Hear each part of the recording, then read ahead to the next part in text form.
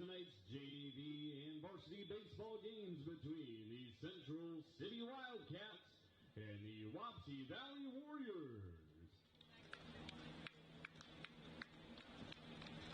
And I'd like to do a quick introduction of our JV starting lineups. Starting for the JV Wildcats, leading off and catching number 19, Chris Reed. Batting second at third base, number 9, Jack Stetcher. Batting third at first base, number 21, David Munyakazi. Batting fourth at shortstop, number 9, Cooper McLaughlin. Batting fifth at second base, number 13, Keegan Newsma. Batting sixth in center field, number 5, Chris Hansen. Batting seventh in right field, number 18, Parker Penningburn. Batting eighth in left field, number 13, Dashni Munyakazi. And rounding out the Wildcat lineup, batting ninth, the pitcher, number 14, Hudson Welton. And the Wildcats are head coached by Josh Van Ameringen and Chase Van Ameringen. And now the starting lineup for the Wapsie Valley JV Warriors. Looking out for the Warriors in center field, number 0, Caden Dana. Batting second in left field, number 6, Logan Sauerbrei. Batting third at shortstop, number 27, Tyler Shore. Batting fourth in right field, number 11, Hunter Curley. Batting fifth, extra hitter, number 12, TJ Jacob. Batting sixth at first base, number 44, Hayden Hiltonbeck. Batting seventh at third base, number 30, Jaden Greasy. Batting eighth at second base, number 23, Brody Bands. Batting ninth and catching, number 29, Braden Bands. And running out the Warrior lineup, batting 10th and pitching, number 22, Briggs Bainey.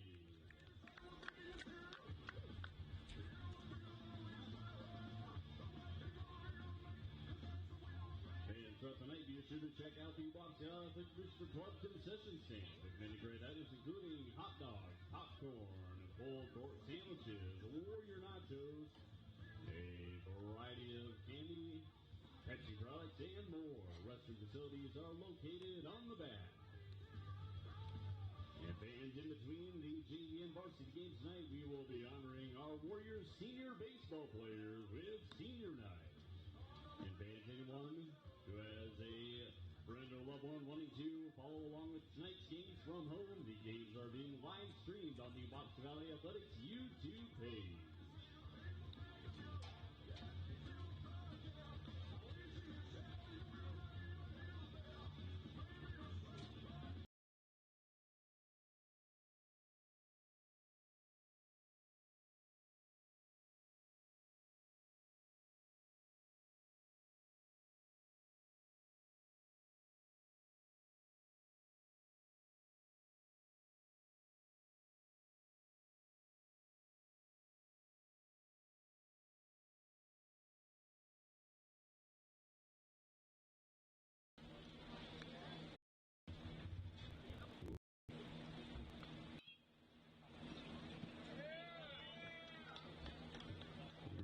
They lead off single to left field.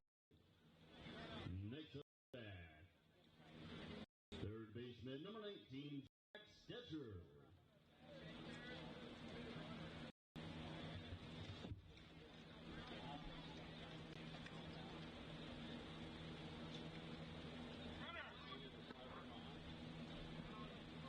Good fire, Braden. Green steals second.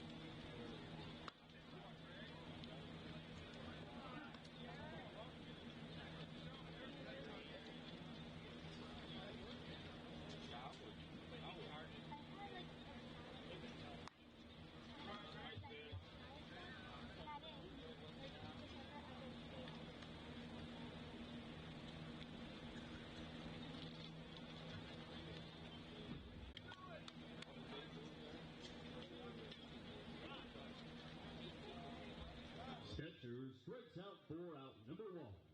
Next up to bat, first baseman number 21, David Munyakazi.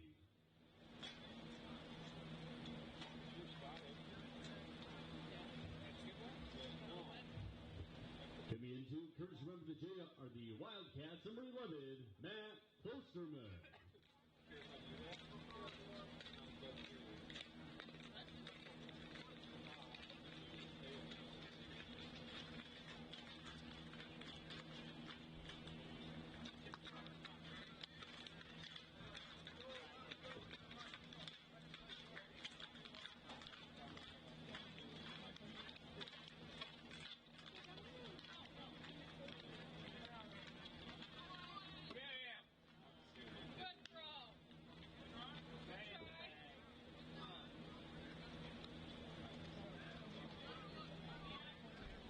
Klosterman steals third.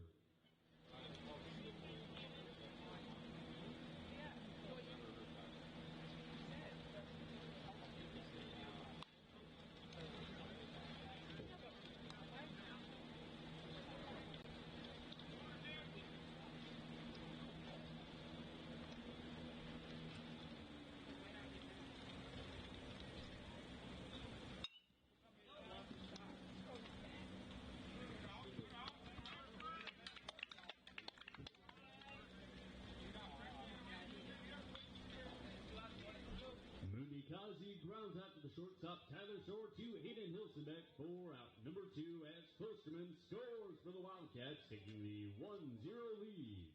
Next up to bat, shortstop number 9, Cooper McLaughlin.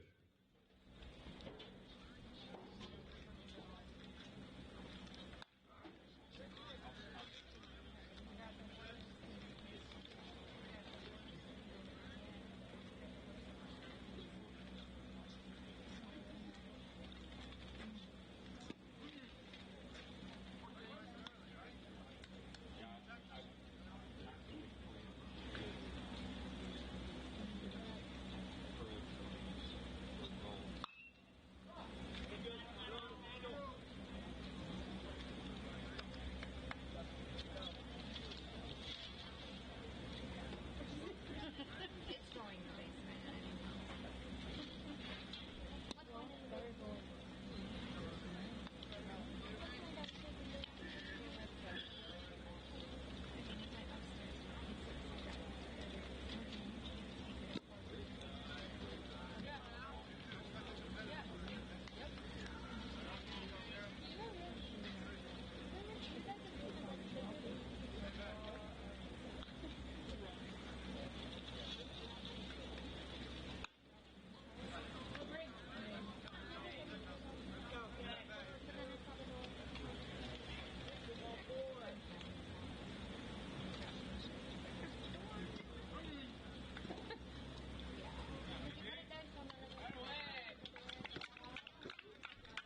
McLaughlin out of the drop third strike for an advance to Hayden Hilsenbeck for out number 3.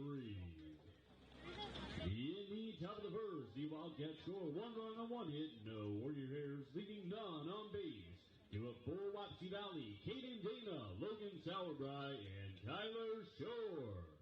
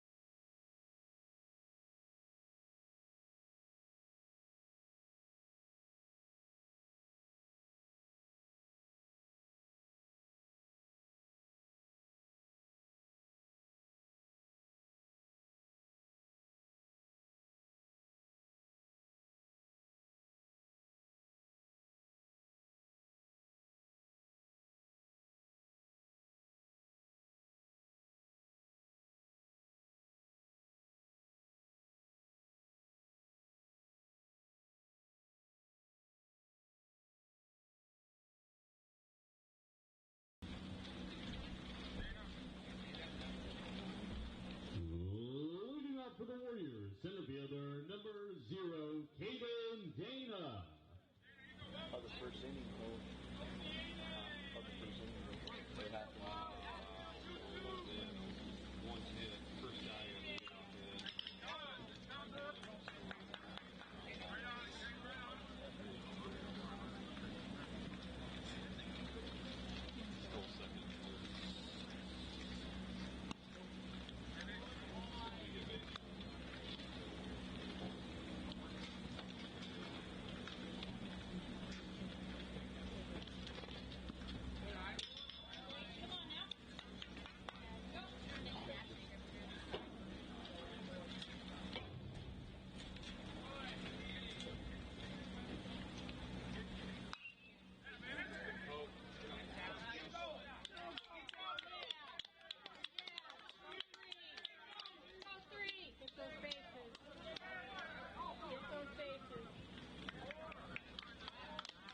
Caden Dana, the leadoff triple to right field. Next up to bat, left fielder number 6, Logan Sauerbrot.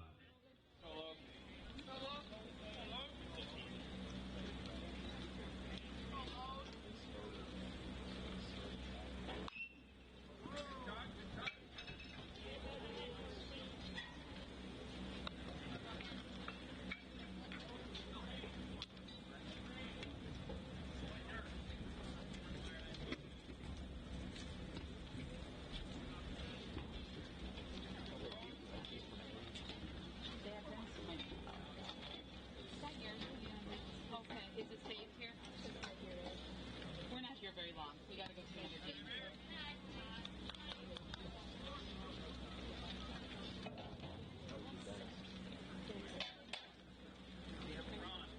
She has those safe.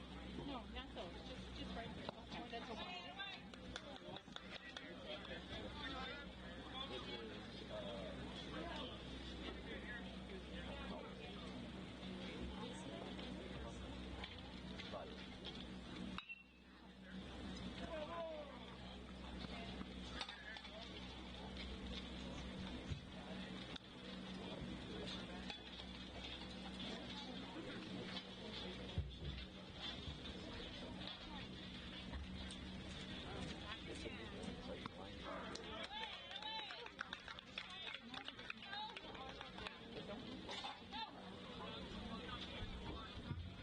Sauerbrot strikes out 4 out, number 1. Next up to bat, shortstop number 27, Tyler Shore.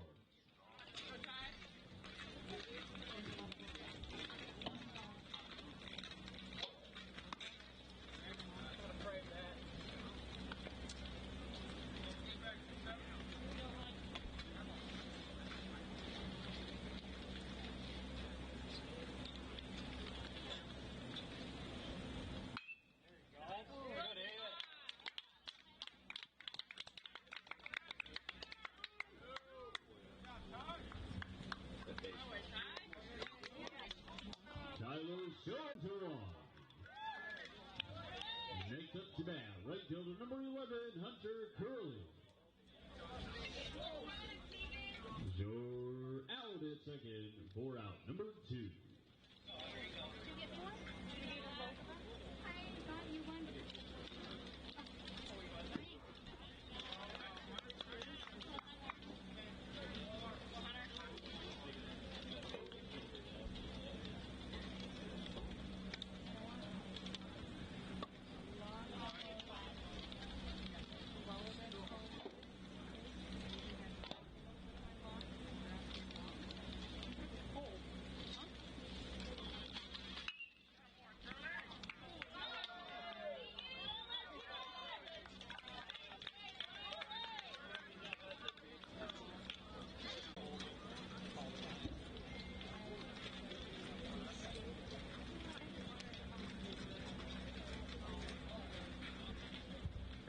Grounds out to second baseman Keegan Newsma to David Munikasi for out number 3. In the bottom of the first, Wapsie scored 1 run on 2 hits.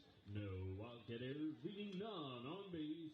Our score tied 1-1 after 1. Due up for Central City, Keegan Newsma, Chris Hansen, and Parker Pangberg.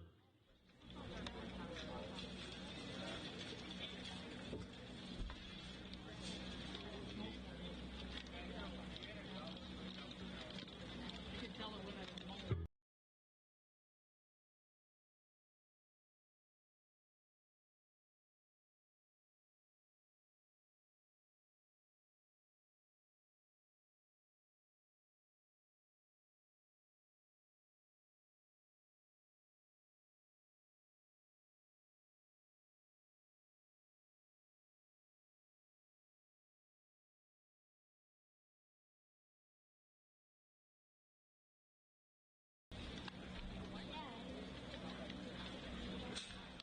Now batting for the Wildcats, second baseman number 13, Keegan Newsma.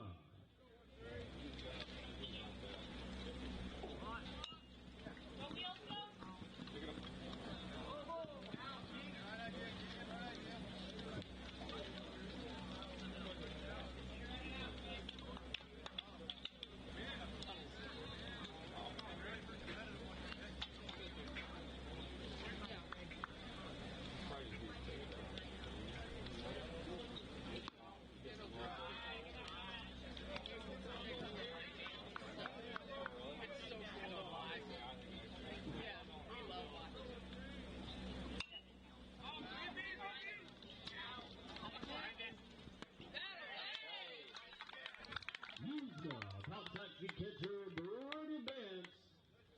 4 out, number 1.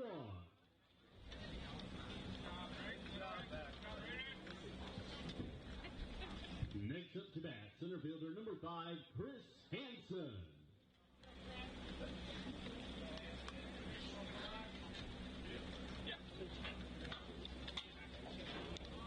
He got thrown out in the second time. Well, no, he was safe and the hook came off.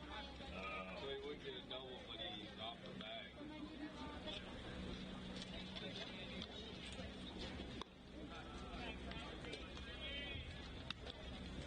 Bullshit with that.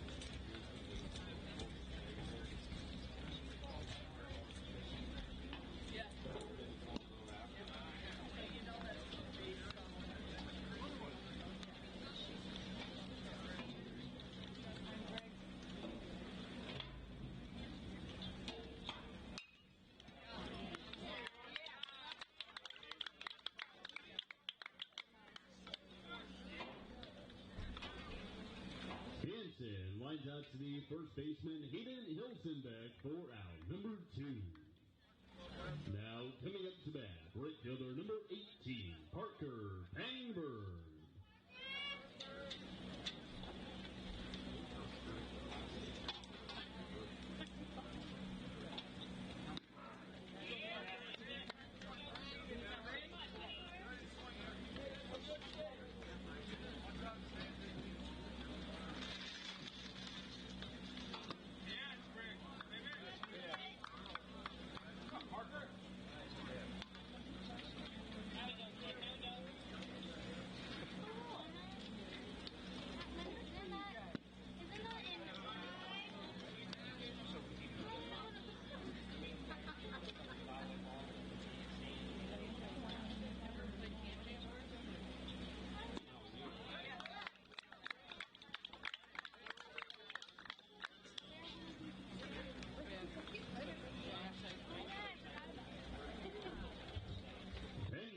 Strikes out 4 out, number 3. In the top of the second, Central City scores no runs and no hits. No Warriors, leaving none on base. Due up for Wapsie Valley, TJ Jenkins, Hayden Hilsenbeck,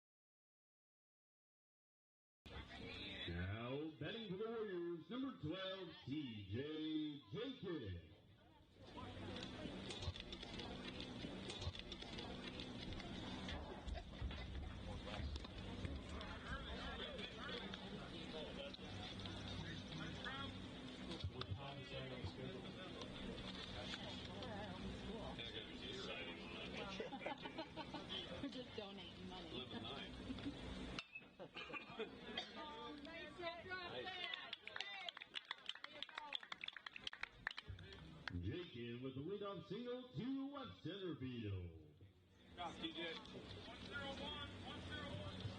Next up to bat, first baseman number 44, Hayden Hilsenbeck.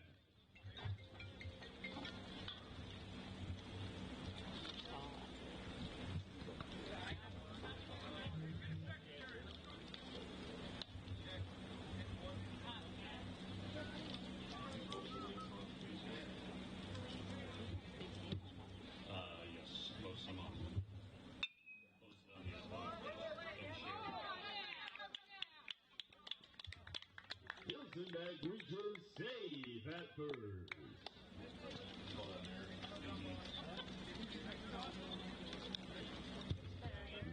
Next up to bat, third baseman number 30, Jaden Greasy. Let's go. Come on, that flag's still there.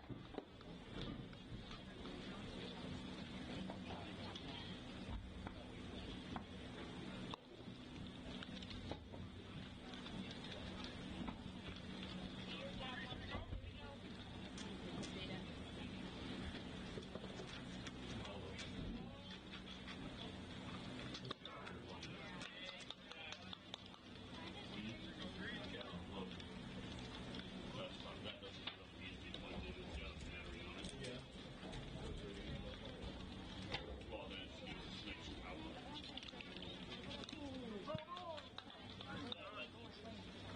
No. At some point, it'll probably need to plug in the computer. I need to turn it on.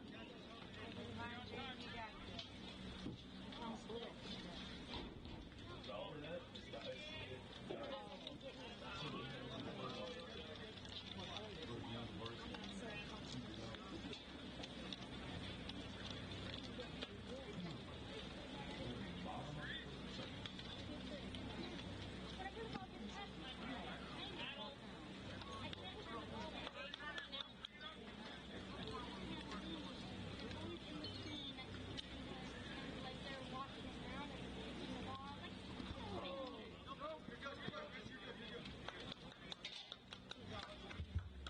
Greasy strikes out 4 out. Number 1.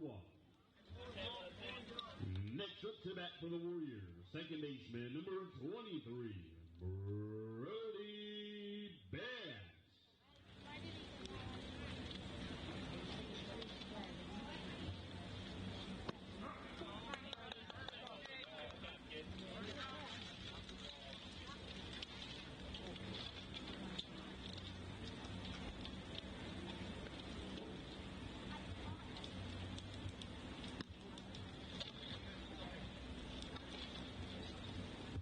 Got anything good to share on the seniors?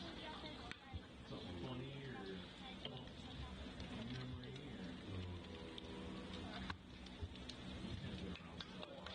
Memory Glory Mike's on. or an announcer?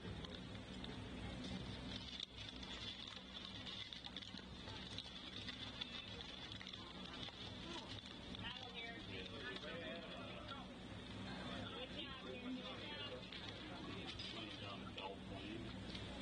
Jackson took a knee to the ankle.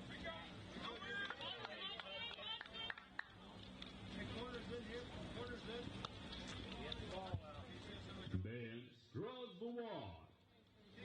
Next up to bat, catcher number 29, Braden Bass. So he was feeling a fun. So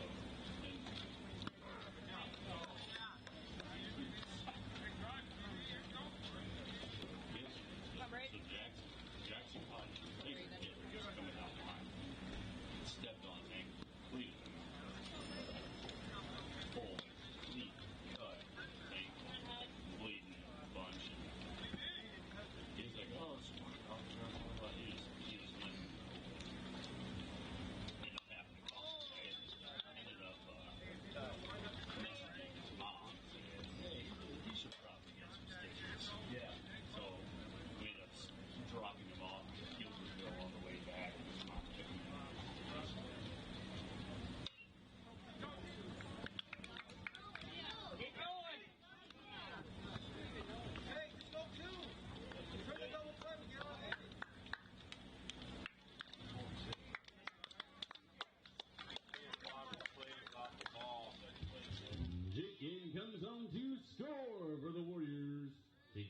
3-2-1 lead. Next up to bat, pitcher number 22, Pregame.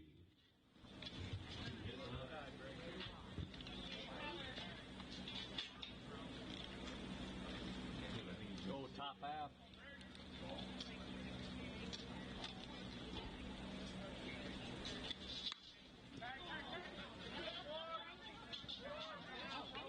Doubled up.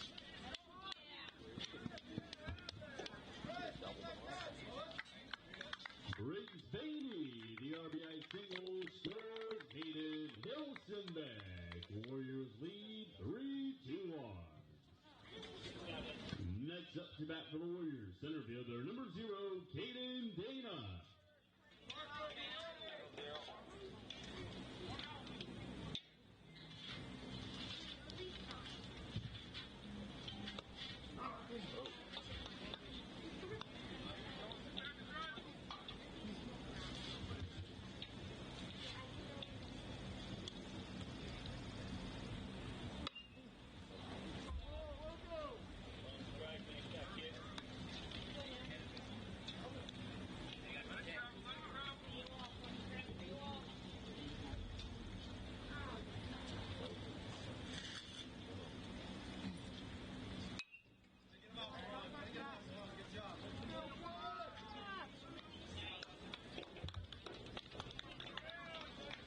Dana pops out on the infield fly to McLaughlin for out number 2. So long.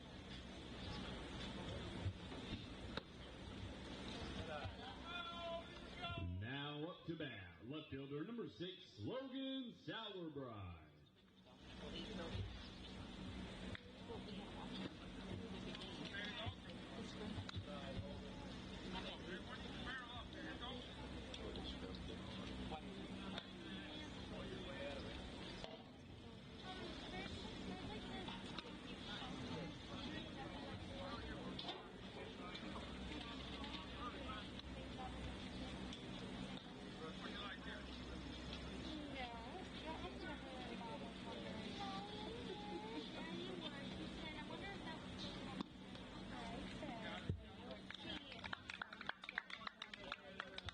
Sauerbrei draws the walk, and Brody Bands will score for the Warriors, now leading 4-1. Next up to bat, shortstop number 27, Tyler Shore.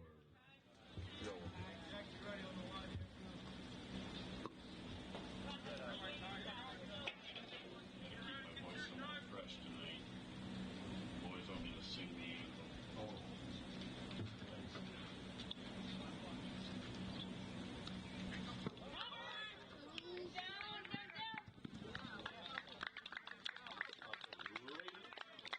Braden Bands comes home to score on the wild pitch.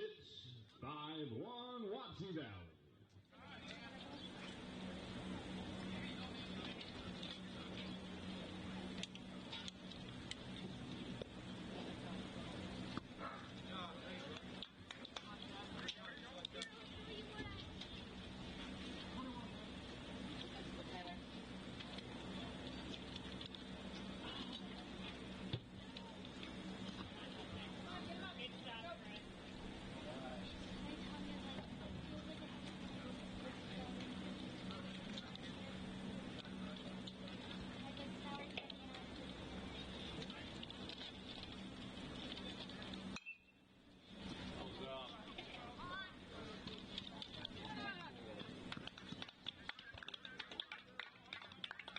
Shore pops out to the shortstop, Cooper McLaughlin, for out number 3.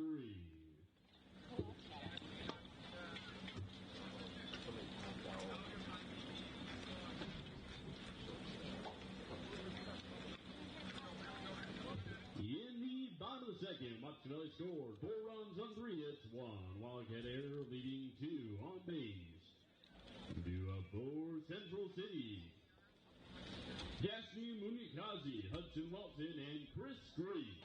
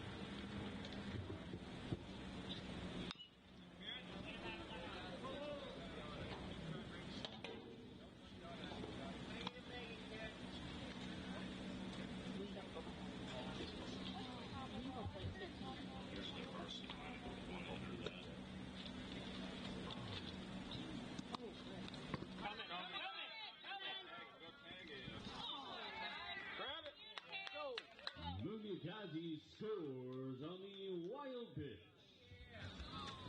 Making the score 5-2.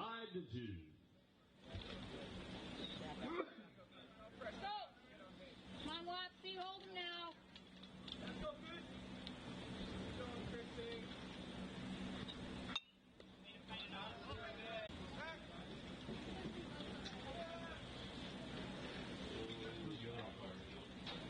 Same team from last night. Huh? Same team last night? Dave Westling and Nathan Richards.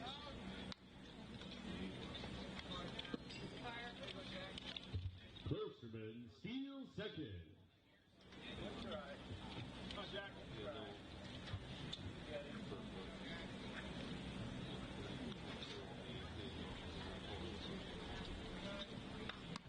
Go, Brig.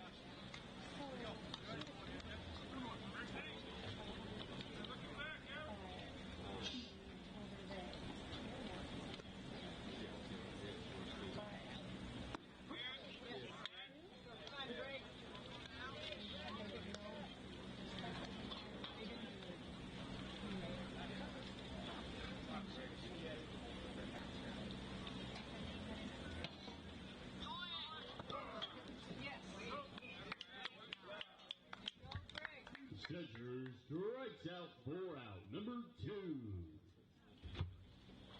Next up to bat, first baseman number 21, David Munyakazi.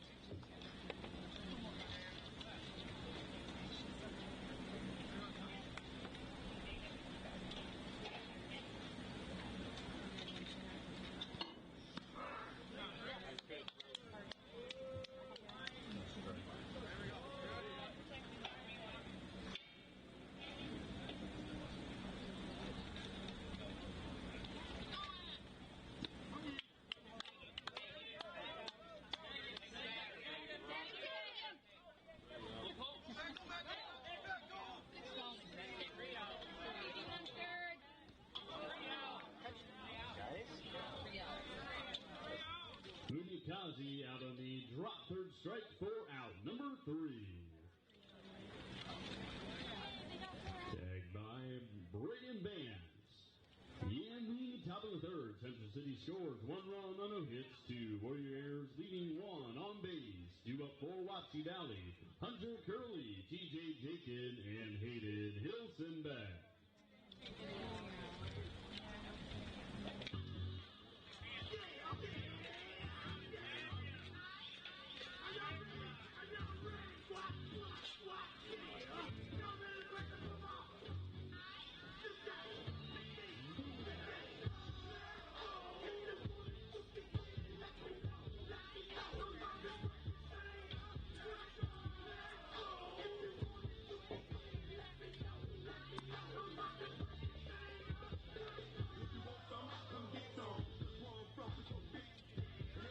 Somebody that knows something about it. And I won't ask now. Why? Food like the food now. You don't lie, but that ain't my style. So who you gonna get? And what he gonna do? Run up on me if you want to. Damn pressing is homie. Set up in front of his mama. I'm up the phone with him. And I can get his own relax. Go get him. I got food that'll go get him. There's the food and the food that run with him.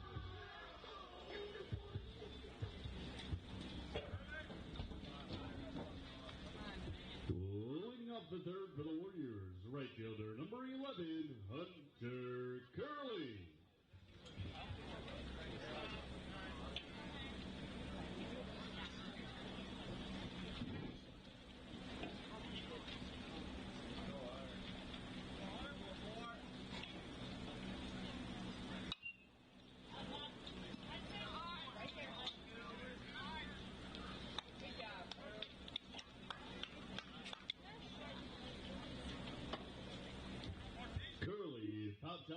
shortstop Cooper McLaughlin for out number 1. Next up to bat, number 12, T.J. Jenkins.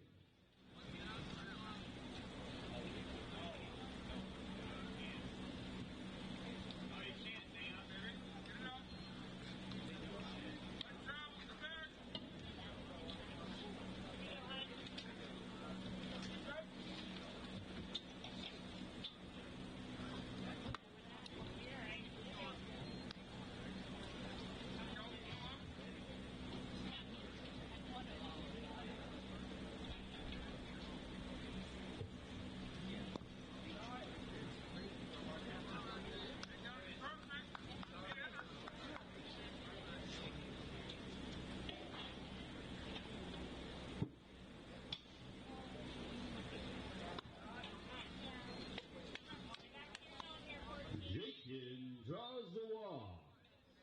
Next up to bat, first baseman number 44, Hayden Hilsenback.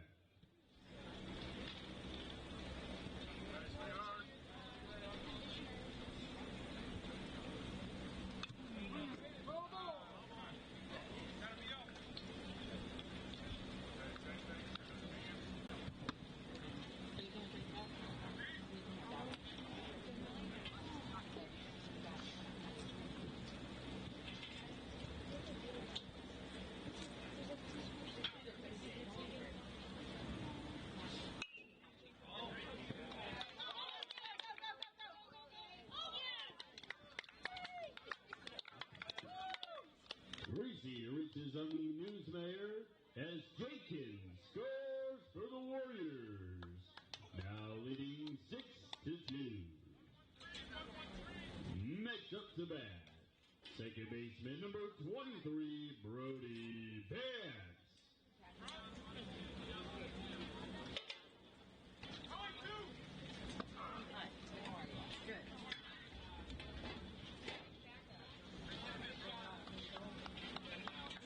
Greasy steals second.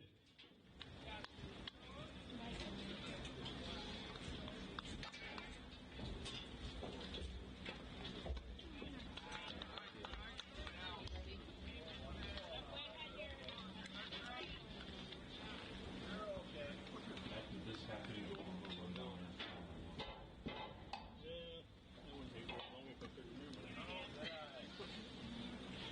He said in between games.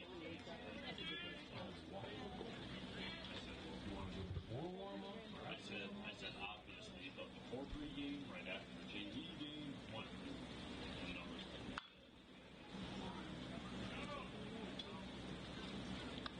Come on, Brody. It's okay. Straighten it out.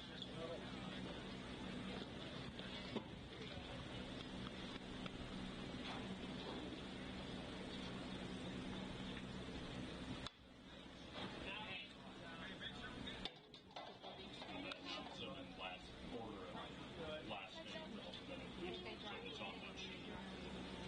So Mason, Justice, Jackson,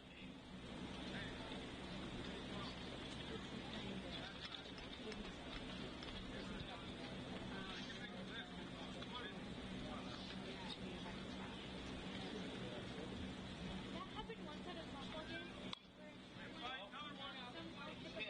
where she went straight to Pearson. And they turned around, but then she dropped it, and they were back to the dugout. And at the way back, she dropped the ball.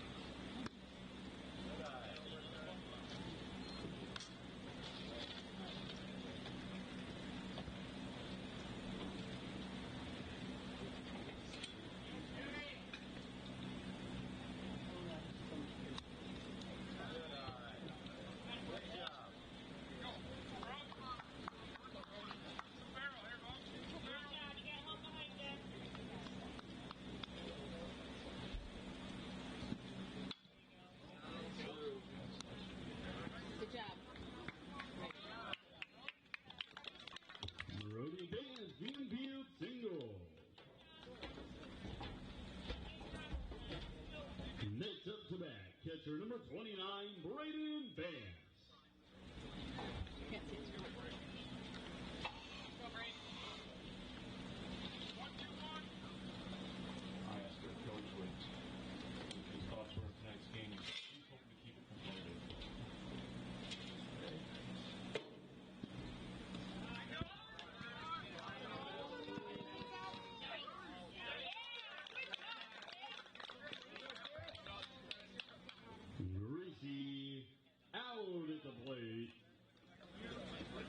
tag by Green.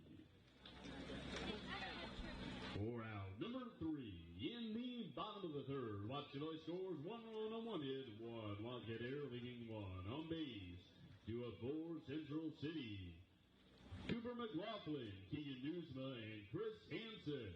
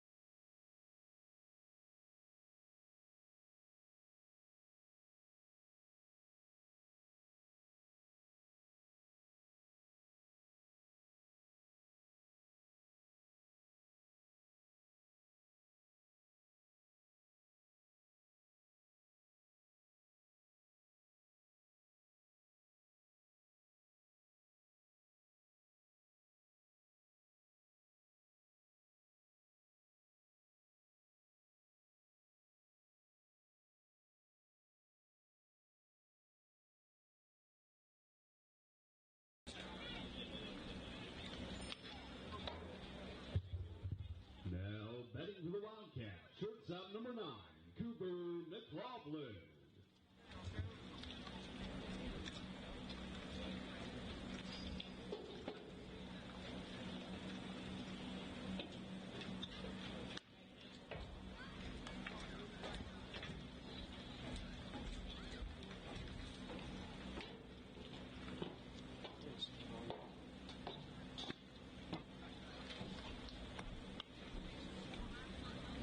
So before, right after the pregame, before you line up and stuff.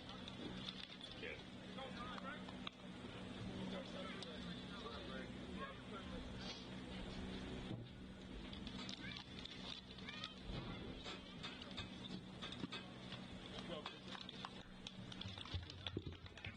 McLaughlin draws the walk. Next up to bat, second baseman number 13, Keegan Newsma.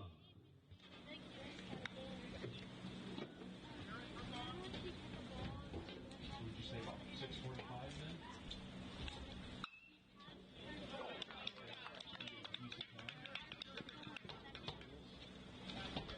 Newsma singles to left field. Next up to bat, center fielder number 5, Chris Hansen. So I say 6:45 then? 6:40? I mean, this game's moving fast, so. This is 6:45 now. Runners advance on the pass ball.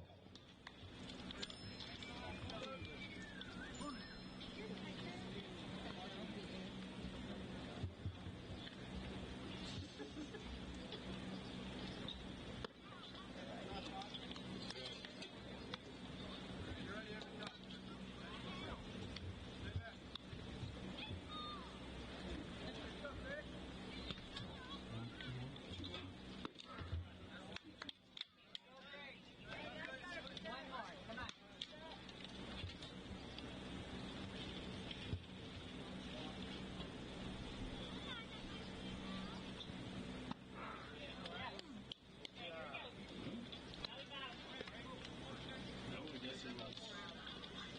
This was 3-1.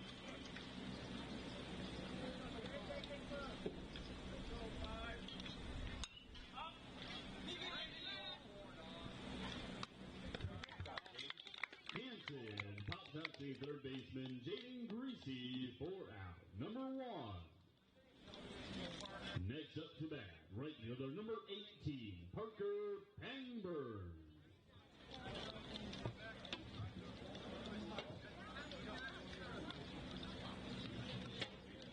High school baseball side? Posted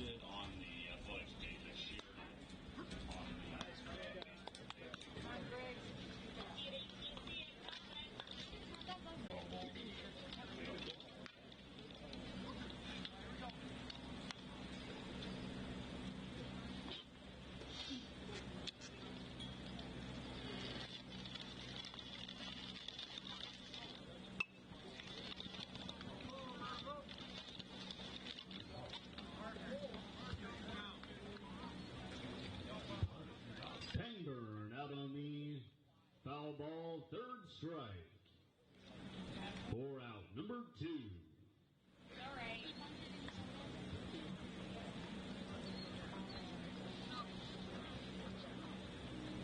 Next up to bat, left fielder number 3, Dashni Munyakazi.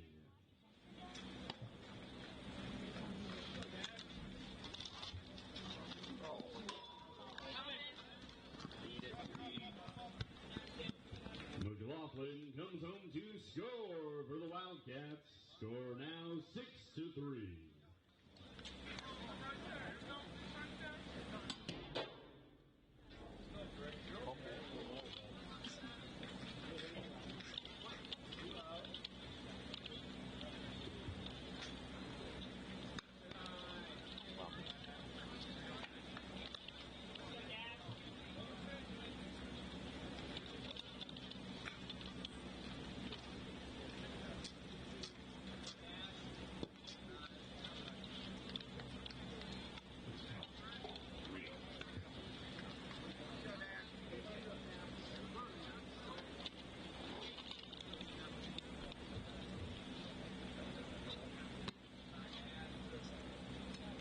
Munyakazi draws the walk.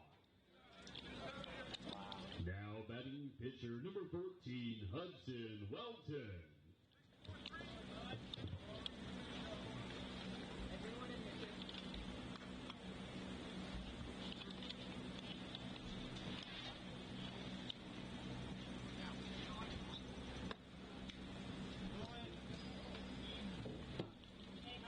Munyakazi steals second. Good job, here, 1-4.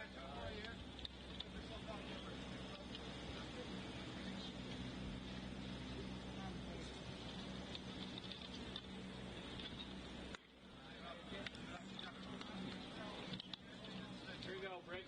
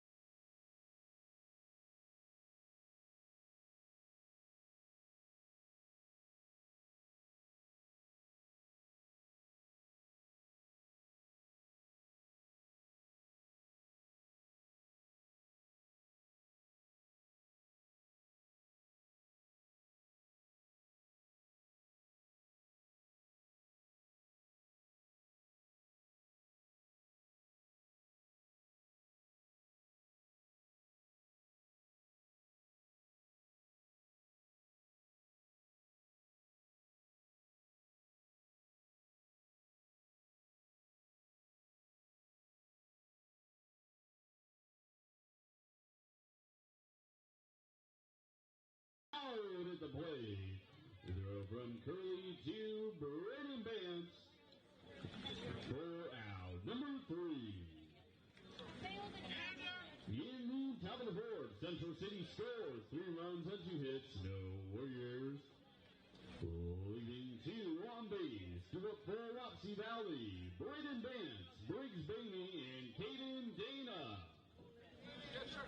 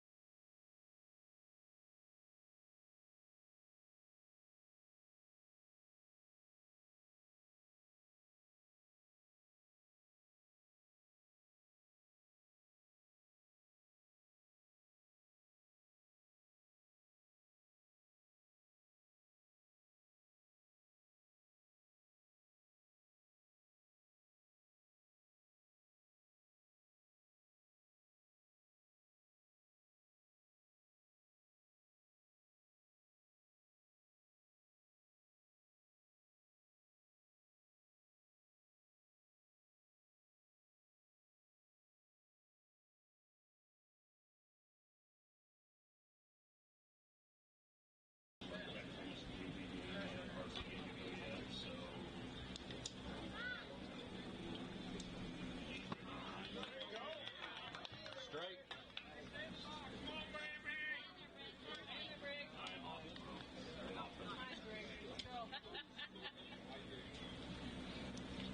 Huh? Okay.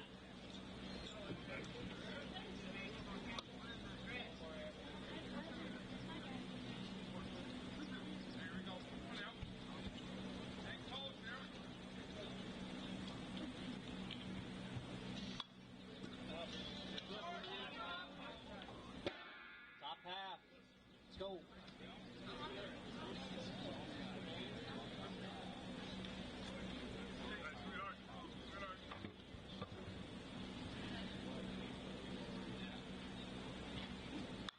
There you go.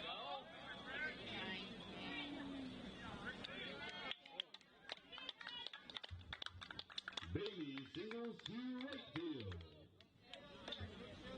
Next up to bat, center fielder number 0, Caden Dana. What's up, Pia?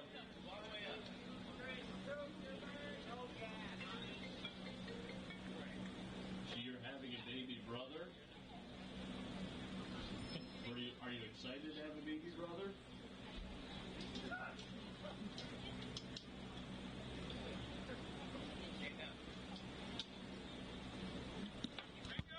That's because you're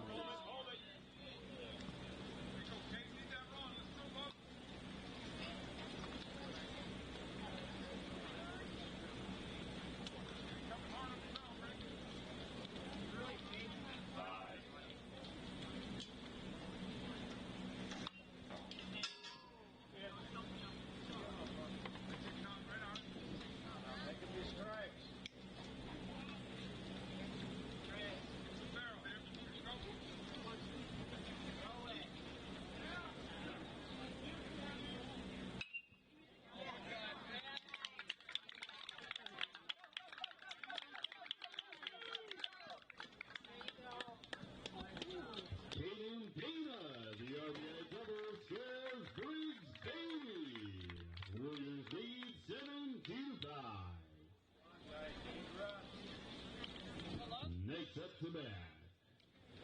Pitcher number 6, Logan Sauerbrei.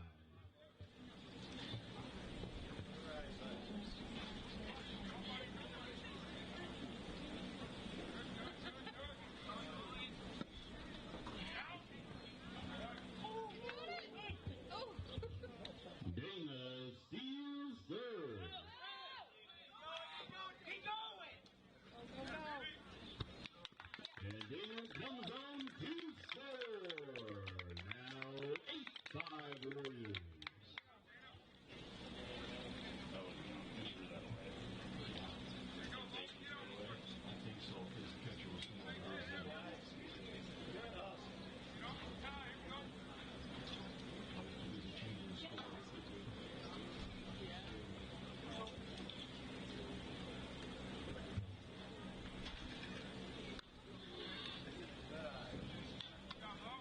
Damn it, guys, slow down. One play at a time. He must have gone on the throwback to the pitcher. I don't know why he didn't throw home with it. And the way it went all the way over there.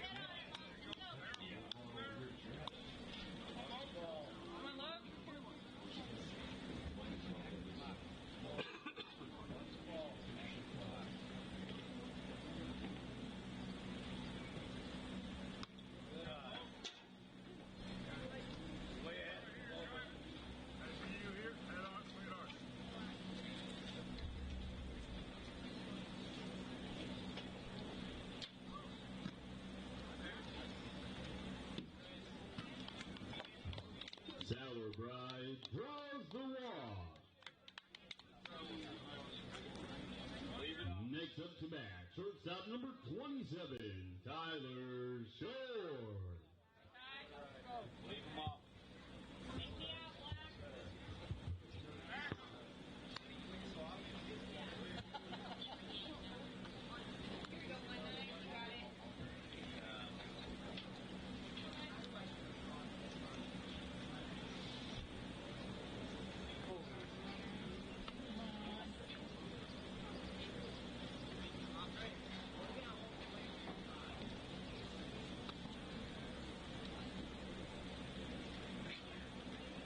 Don't count yet, right?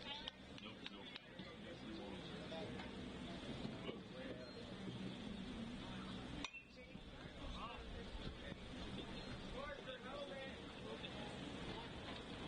Hands above the ball. Palm up.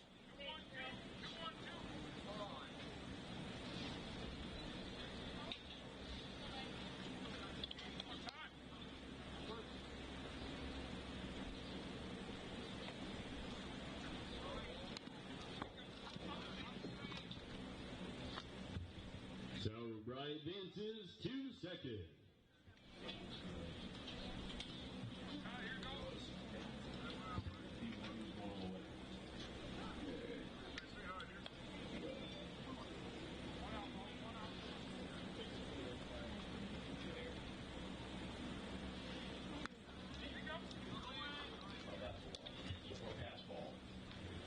And Sauerbrei advances to third.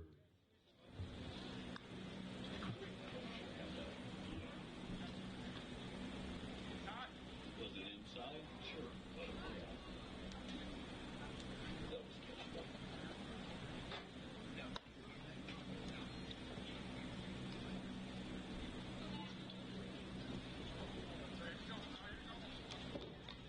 Way ahead of time.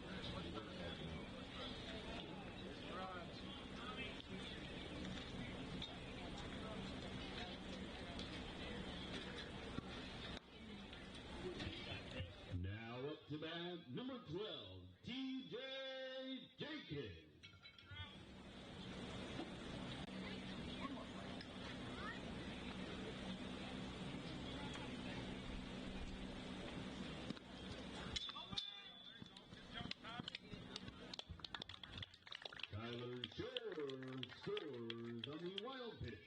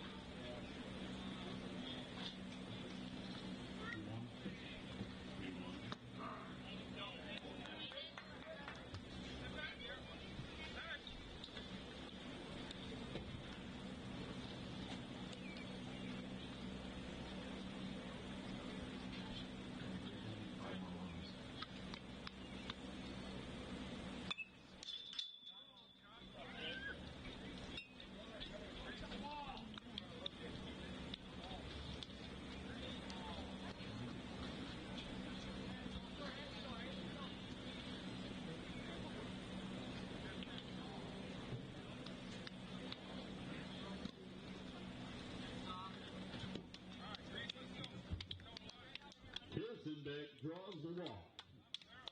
Now coming up to bat, third baseman number 30, Jaden Greasy.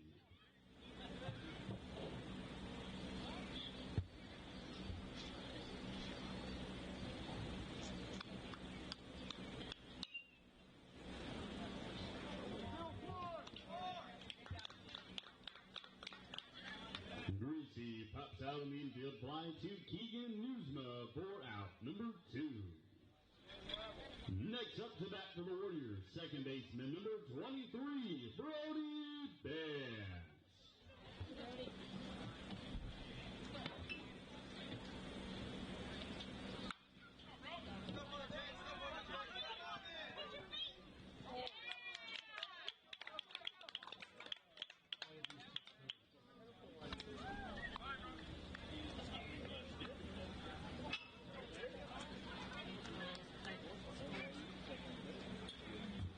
Bass reaches on the fielder's choice as Curley scores for the Warriors, leading 11-5.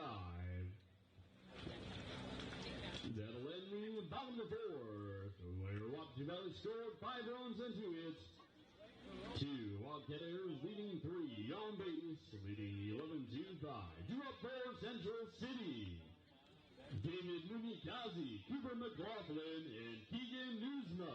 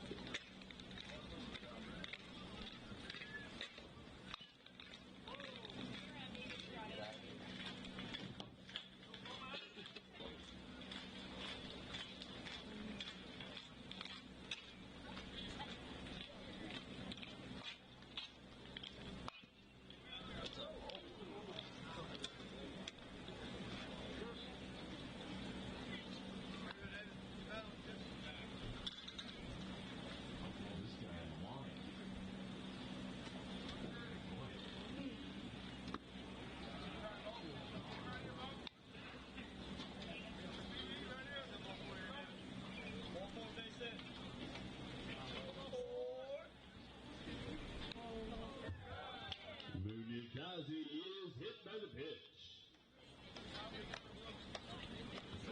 Next up to bat, shortstop, number 9, Cooper McLaughlin.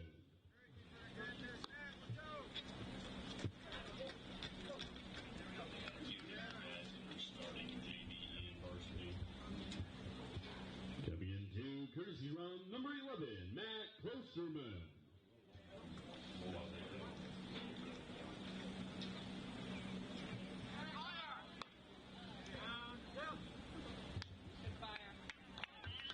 Klosterman steals second.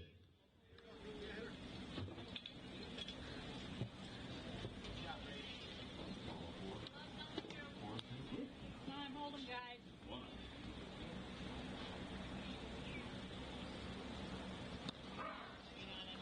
You're all right. Good hustle, Brady.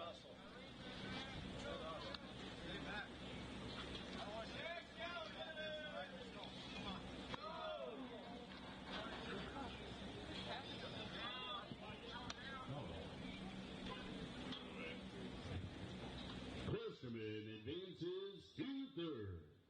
Come on, Coop. Just have 11 runs, 8 hits, 3 errors. They have 5 runs, 3 hits, 4 errors. 8-3 right now. Yep. 2 errors.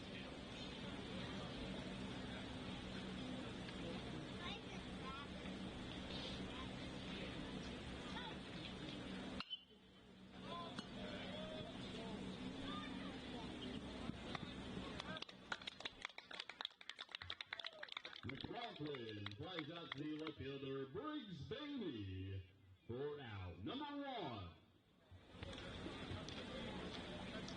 Next up to bat, second baseman, number 13, Keegan Newsma.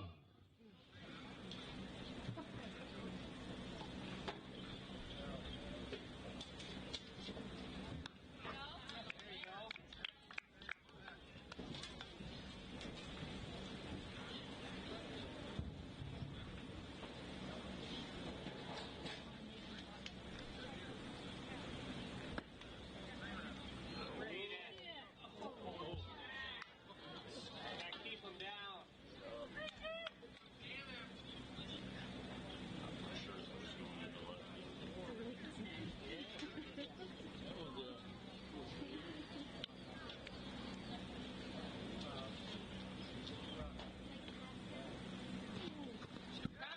Coming. You Good hustle, Brady. Klosterman out of the plate. The tag by Braden Vance for out number 2. Out.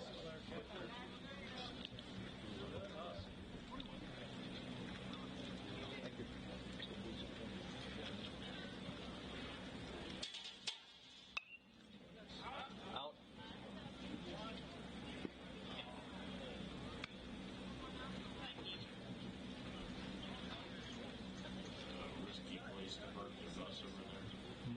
Risky place to park the bus over there. That's what I thought. Oh, for sure they would. I'm guessing one of the coaches drove the bus probably.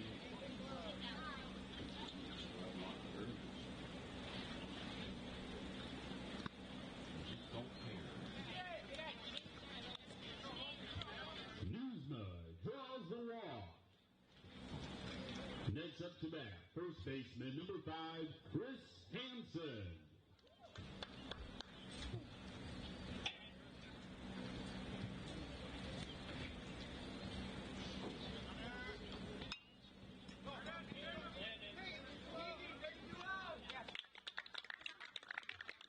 Hansen flies out to the center fielder, Kaden Dana, for out number 3. In the top of the fifth, Central City scored no runs and no hits, 1 Warrior error, leaving 1 on base. And that's the ball game. Our final score in this JV contest: Wapsie Valley 11, Central City 5.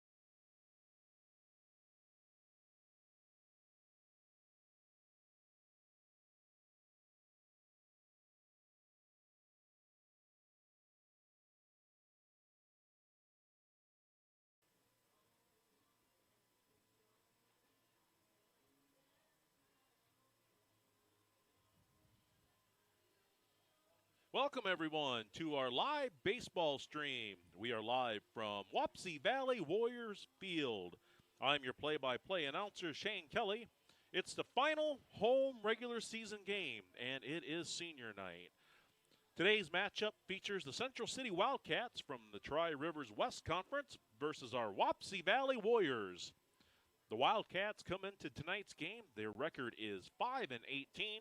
They are 3-11 in their conference play, which is good for 7th place. Last night, they swept the doubleheader against Springville, winning 11-1 and 10-0. Their top offensive players is Jaden Hansen. He is a junior. He's batting .371. He's got an on-base percentage of .436 and a .614 slugging. He also has 2 home runs and 16 RBIs on the season. Also, their leadoff hitter, which is Lucas Grief. He is a senior. He leads the team with 28 hits on the season. He's got 20 singles. His batting average is .364. Also, Brady Weiss. He's batting .338 on the season so far with a .416 on-base percentage and a .412 slugging. He is also tonight's pitcher. He features a fastball, slider, changeup, and curveball. On the season, he is 1-3 on the season. He's got a 4.71 earned run average. He's struck out 20 in 32.2 innings of work. I was able to talk to Josh Amarongen.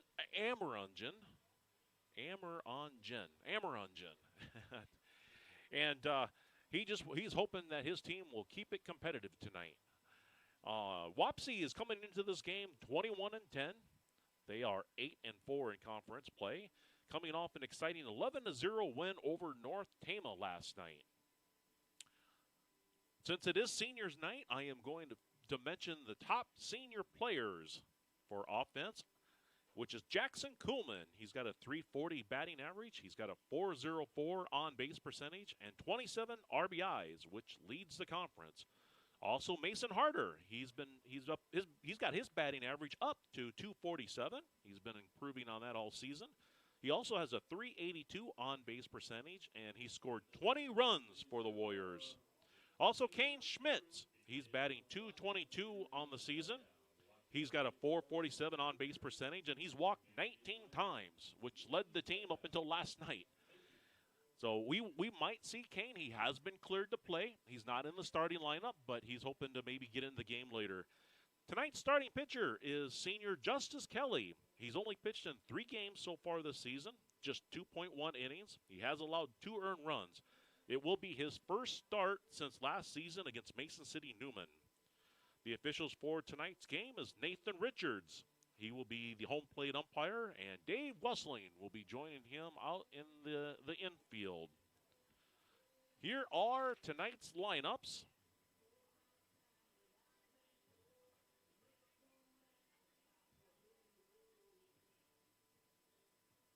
First for Central City, we got Lucas Grief batting first. Batting second is Brady Wise. Batting third is Chris Hansen. Batting fourth is Dayton Price. Batting fifth is Chris Grief. Batting sixth will be Aiden. Let's see, it's not Klosterman, it's Clusterman. Klosterman is how you pronounce that, Klosterman. He will be batting sixth and playing second base. Batting seventh is Matthew Klosterman. He is in right field. Batting eighth is Jack Stecker. He is in left field. And batting ninth is Cooper McLaughlin. He will be playing third base.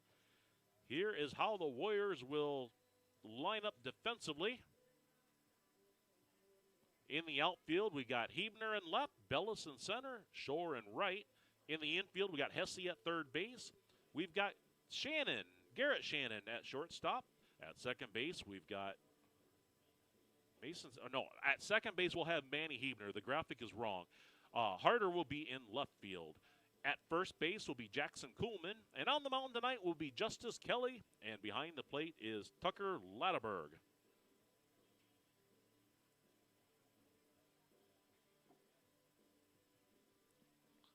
coaches Costa serving up success keys to the game.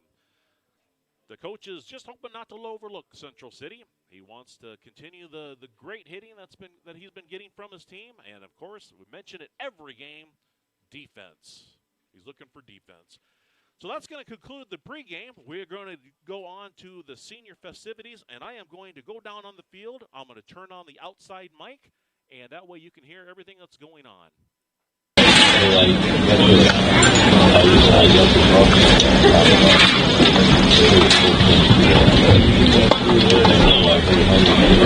Excuse me. I'm sorry.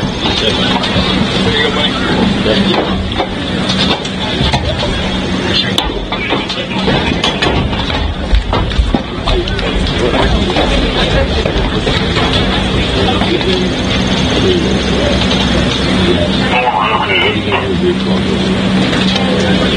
Fans, may I have your attention, please? At this time, the Wapsie Valley team and coaching staff would like to honor their senior baseball players. Our first senior tonight is Mason Harder. He is being escorted by his parents, Andy and Jenny Harder.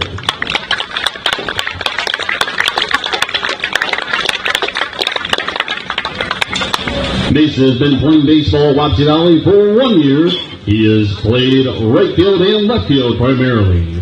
Mason's other sports and hobbies have included football, basketball, and track and field. Mason's future plans are to attend Upper Iowa University and play football. Mason's favorite baseball memory is all of the trips to feed Tucker's eating disorder. Mason's advice to future players is to work your hardest in whatever you do. And Mason's parents' favorite memory is watching Mason fit into the Warrior family seamlessly after moving to Wapsie at the beginning of his sophomore year. Mason Harder. Our next senior is Justice Kelly, being escorted by his parents Shane and Sherry Kelly.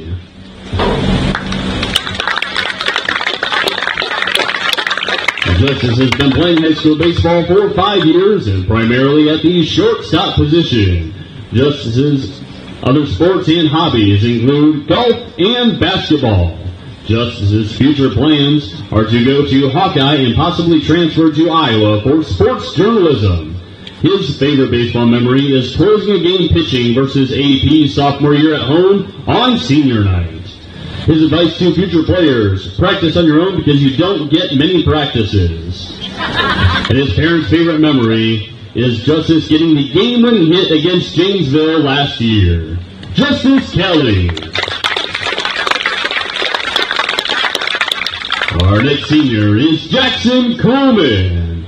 He is being escorted by his parents, Kent and Wendy Coleman.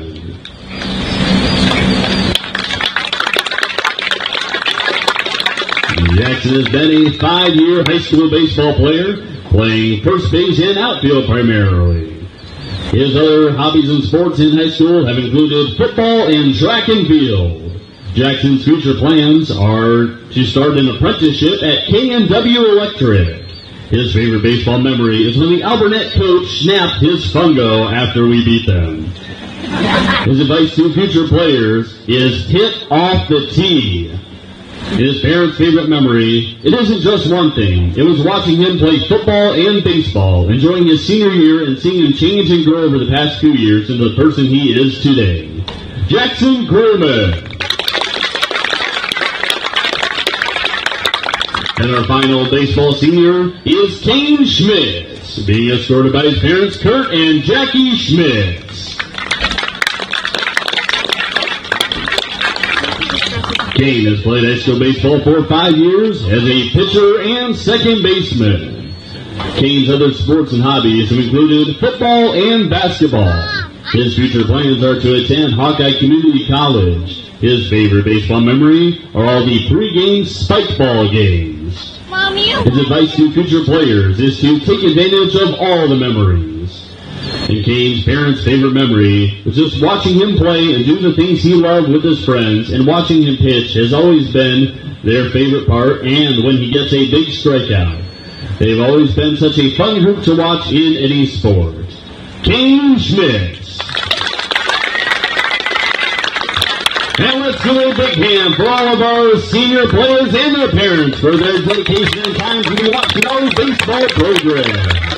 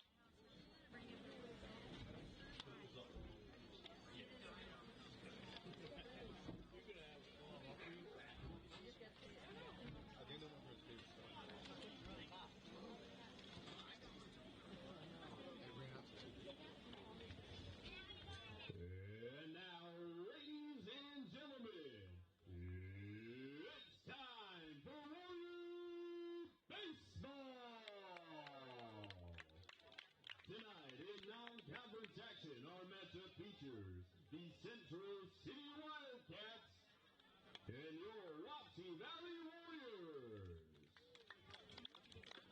Fans, a top priority of Wapsie Valley Community Schools and the IHSAA is by encouraging your team with positive comments and acts and respecting decisions of the coaches and umpires.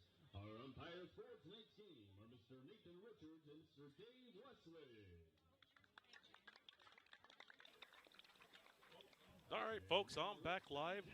Just a little choked up, as that is my senior that's playing his last game in Wapsie Valley Field, at least in regular season. As I talked about in the last game, there will be another game here in Wapsie Valley Field, which will be on Saturday, as they host Postville in the first round of district play. But regardless, it's just a little choked up. I have been involved in baseball with Justice ever since he was little. Used to coach him when he was playing T-ball and went up to Town League. We had a little Town League in Fairbank that he played in, and then all the travel teams as well. And he is my youngest son, so I guess I get to look forward to the grandson coming up. I will have a lot of information tonight on the seniors. I went around and I asked all the guys, give me your favorite senior moments. Some of them gave me some stuff that's silly. Some of them gave me some stuff that's serious. I will be sharing them all tonight. So what we're going to do is we're going to let the PA announcer finish the lineups, and then there will be the national anthem, and then we'll be ready to start the game here in just a moment.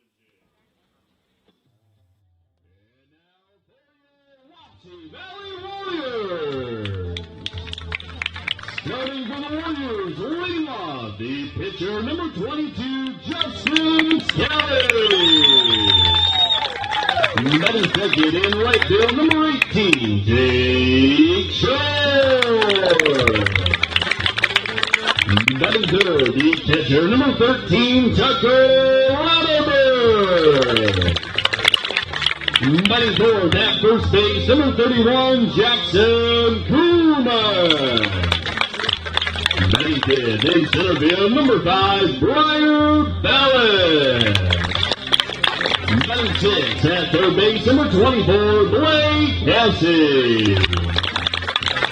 Batting seventh in left field, number 15, Mason Harder. Batting eighth at second base, number 34, Manny Heater.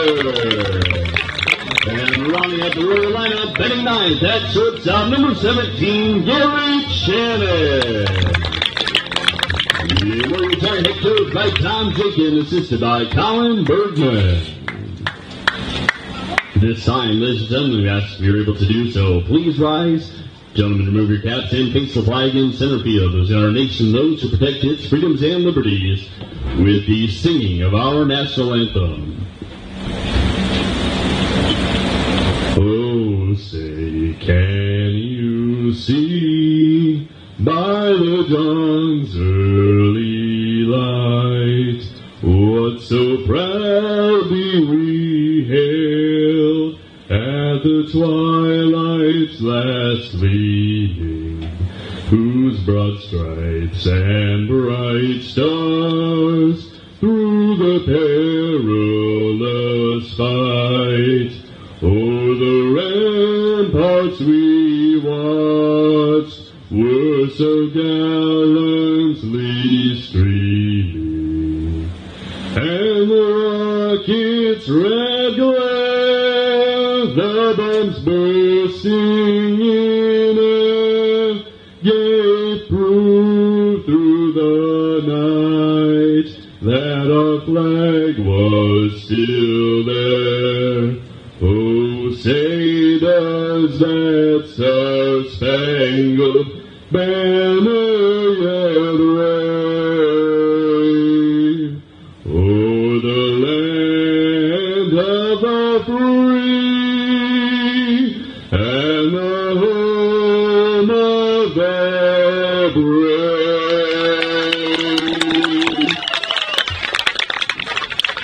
Let's play ball!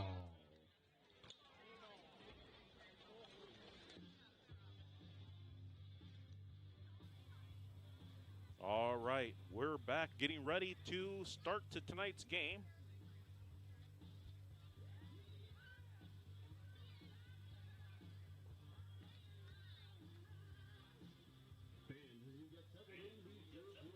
I'm sure Justice will be a little nervous tonight. He is tonight's pitcher. Like I said, he hasn't started a game since last year against Mason City Newman. He actually hasn't pitched since earlier in the season when he came into both games of a doubleheader and pitched exactly one pitch to retire one batter in each of the games. Justice features a fastball. I think he can touch 70. Otherwise, he's got a really good changeup. He also throws a slider.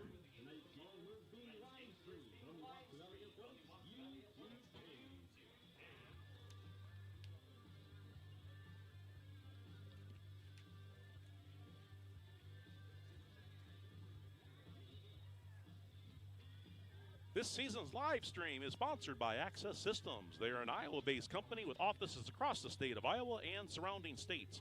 They feature copiers and printing solutions, along with IT and phone solutions. They keep offices connected. Van Dale Insurance in Fairbank. They can help you with auto, home, health, life, crop, and commercial insurance. Talk to Amber or Chad Van Dale or any one of their fine agents. Also, Costa's Sports Bar and Grill in Fairbank. If you are looking for a nice place to watch the game or take the family out for dinner, they do it all at Costa's Sports Bar and Grill. Stop in and say hi to Benny and Nita. They run a great business in Fairbank. Thank you for becoming a sponsor and supporting our Wapsie Valley Baseball live stream. Leading off for Central City is Lucas Greif. Lucas Greif, he's a senior. Takes the first pitch for a strike.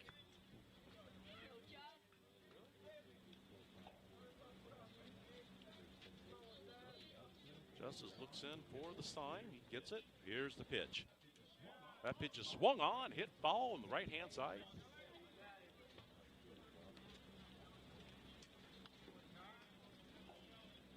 Taken outside for a ball.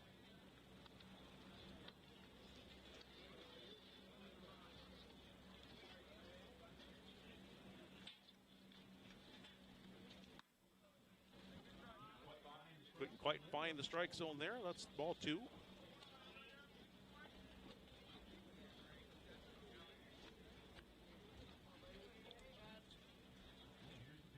And here's the pitch. That pitch is swung on, skied up in the air toward the center fielder. Bellis gets under it and easily makes the play for out number 2. That's 2 outs in the inning. That'll bring up Central City's leading hitter, Jaden Hansen. He's a junior. He leads his team in batting average at .371, on-base percentage .436, slugging .614. He's got 2 home runs so far this season. First pitch is taken for a ball. Jaden was asking me before the game how deep the fences were. I told him 320, and I don't think they're quite 320. That pitch is swung on and missed for strike 1. Yeah, they're 310 and I think 312 on right field.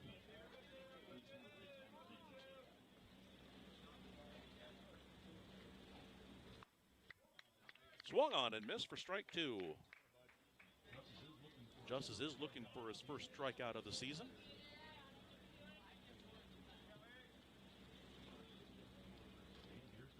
And here's the pitch. Swung on, hit toward the third baseman, but it's going to go foul.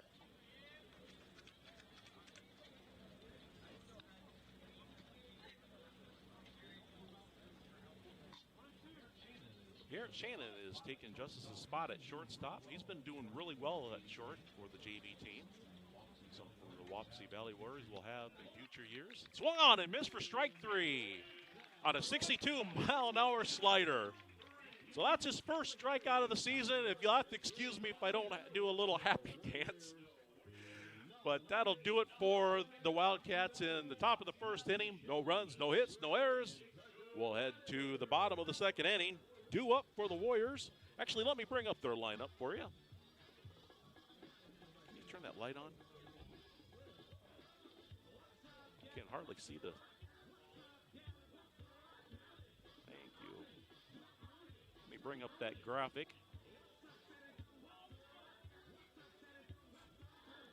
As soon as I can figure out how to switch it. There we go. There's the lineup for tonight. Justice will lead off. Batting second is Jake Shore. Tucker Latterberg is batting third. Jackson Coleman is in the cleanup spot. Batting fifth is Briar Bellis. Batting sixth is Blake Hesse. Batting seventh is Mason Harder. Batting eighth is Manny Hebner. And batting ninth, playing shortstop, is Garrett Shannon.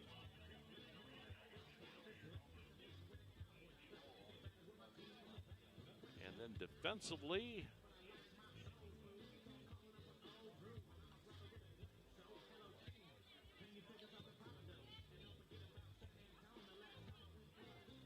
here is how they will line up defensively. They got in the outfield, you got Stecker in left, Greif in center, and Clusterman in right field. On the infield, you got McLaughlin at third base. The other Greif at shortstop, you got Clusterman at second base. The other Clusterman, you got Price at first base, and then on the bump is Wise, and Hansen is behind the plate. We're still waiting for the catcher to come out to do his warm-up tosses. So we'll take a break and be back in just a minute.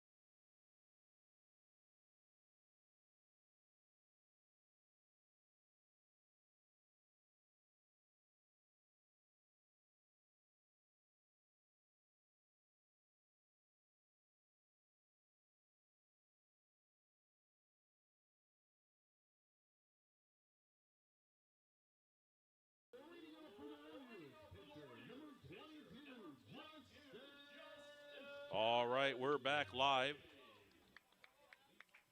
Leading off for the Warriors is Justice Kelly. Takes that first pitch for a strike.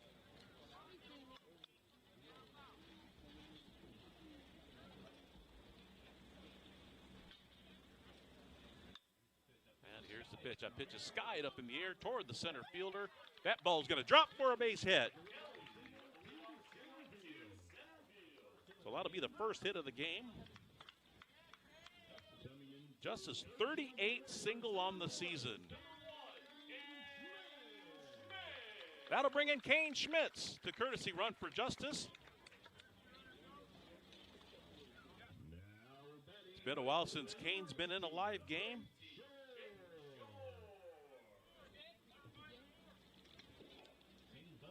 Kane does have 7 stolen bases on the season. When Kane was hitting, he was doing a really good job getting on base. His on-base percentage was .447. That pitch is skied up in the air toward the center fielder. He camps under it and makes the play for the first out of the inning.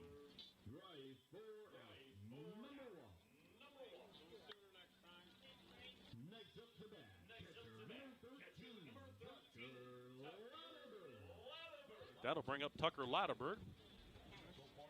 So far this season, Tucker is batting .434 on the season, which leads the Warriors.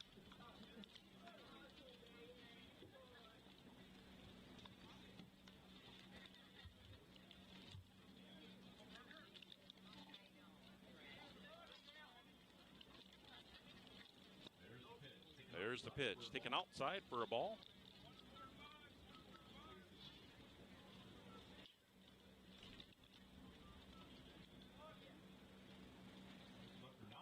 Tucker now leads the team with 2 triples. He got them both last night. He hits that ball high up in the air toward the right fielder, gets under it, and makes the play for out number 2.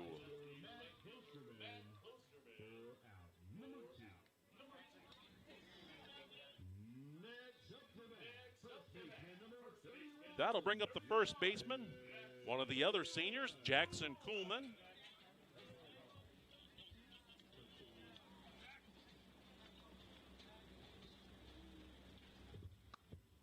Here's a pitch taken outside for a ball.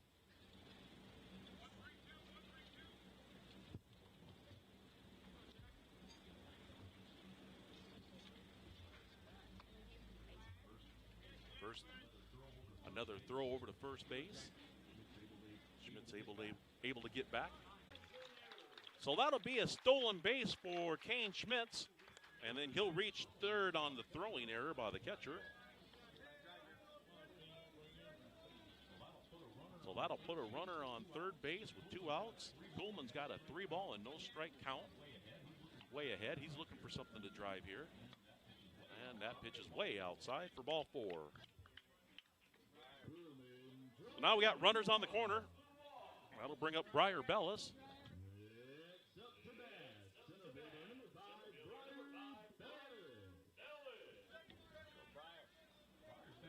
Briar's batting .233 on the season. He's got an on-base percentage of .386.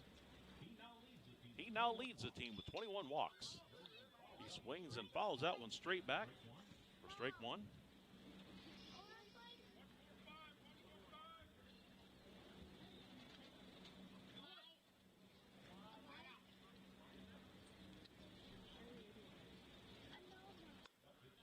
That pitch is taken outside for a ball.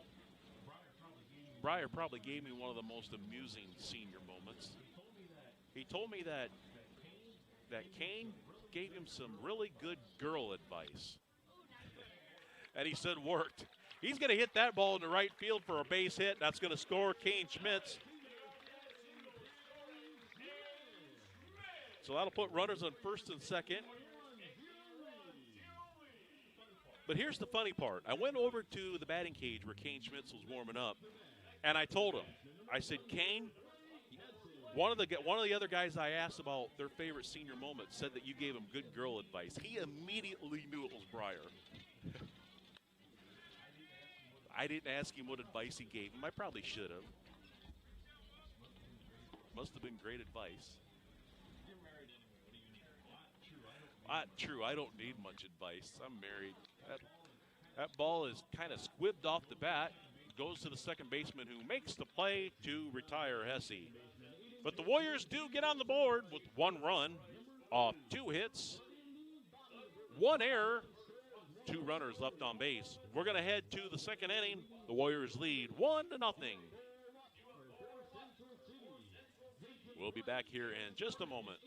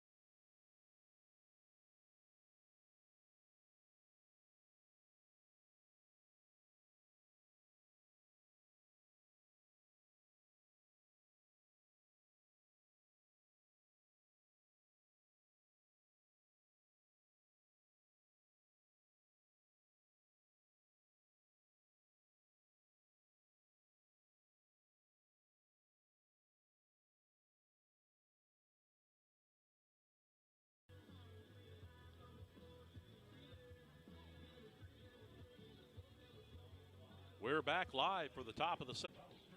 Well, that was Chris Greif. That'll bring up Aiden Klosterman. He's a junior. He's batting .241 on the season, has a .397 on-base percentage. He's a junior. He swings and misses at the first one on a 61-mile-an-hour changeup. Actually, that was a slider. Makes our count 0-1. Here's the pitch from Justice, taken a little outside for a ball. Evens the count, 1 ball and 1 strike. Here's the pitch, swung on, hit toward the third base side, but foul.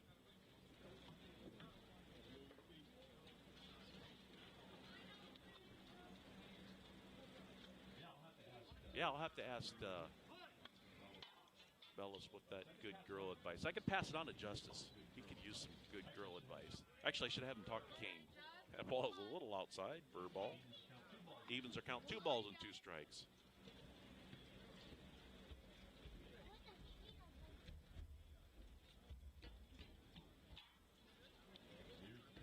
Here's the pitch. That pitch is out, just a little outside for ball 3. That'll make the count full, 3 balls and 2 strikes.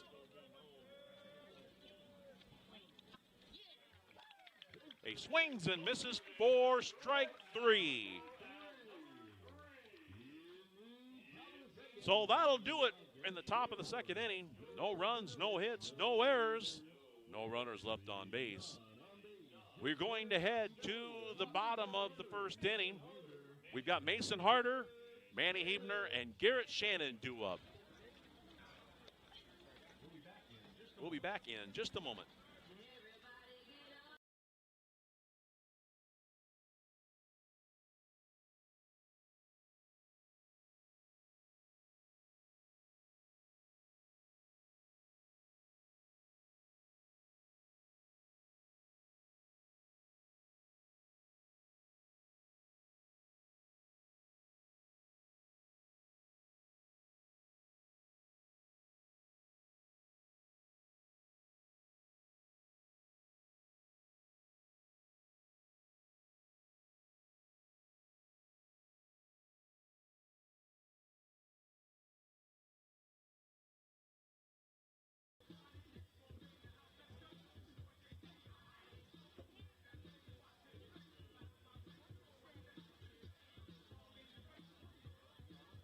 We are ready to start the bottom of the second inning. Mason Harder is due up. He's batting .247 on the season. He's got a .382 on-base percentage.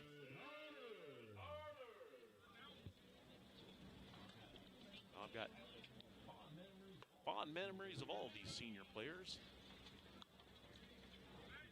Mason takes that first pitch upstairs for a ball. it was really nice for Mason to go out his senior year. We were short a couple of players that decided not to go out this year. So Mason picked up a bat and a glove and joined the team. Takes that pitch outside, makes the count 2 balls and 1 strike. You're taking my thunder away from me, Boer. That was one of the comments that Jackson Kuhlman made.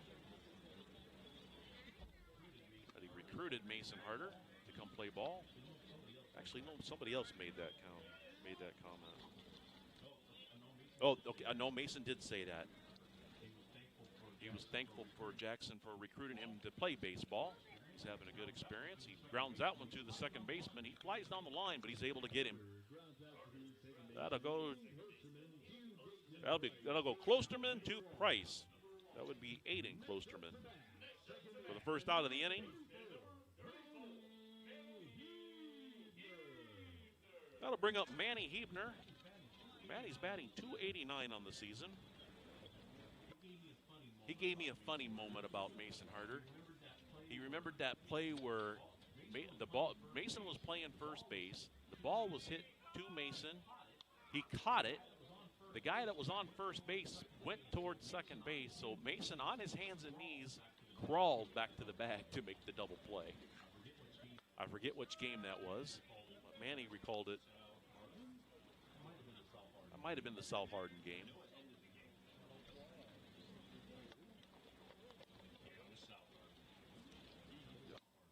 South Hardin takes that pitch outside for a ball. That was a game-ending double play? That's right. His batting average is up to .289 on the season. Takes that pitch for ball 3. He's way ahead to count. 3 balls and 1 strike.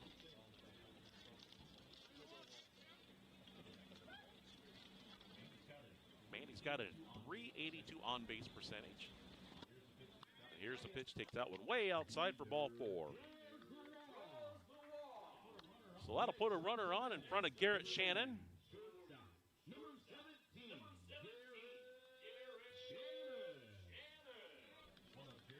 One of Garrett's favorite memories of Mason Harder was going to state track with him. He's also great. Well, not grateful. That's not the right word. He acknowledged that Kane got hurt, which allowed him to play more. Which it did. It did. It allowed him to play more at the varsity level. That's a memory he has of Kane getting hurt, so that way he can play ball.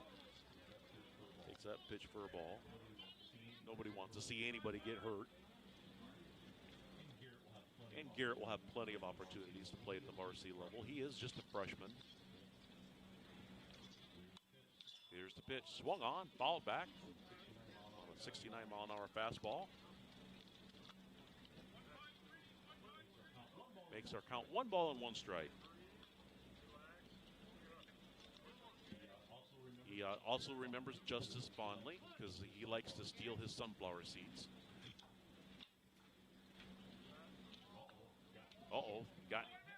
Might have Hebner picked off, but he's able to scramble back to the bag. So Hebner took off for second. They made a pickoff move. The first baseman just didn't chase him far enough. He threw the ball a little too quickly, and that allowed Hebner to get back in safely. That pitch is taken upstairs for ball 2.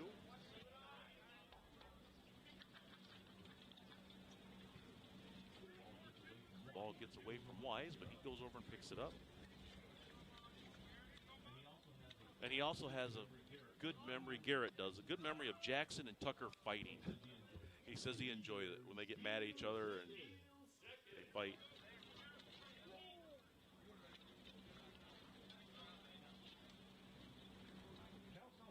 The count's now 2 balls and 2 strikes. Hebner gets a stolen base there. That ball skied up in the air toward the right fielder. The second baseman goes out, and that's going to get down for a hit. In fact, it's going to be scored a double as he's able to advance to second.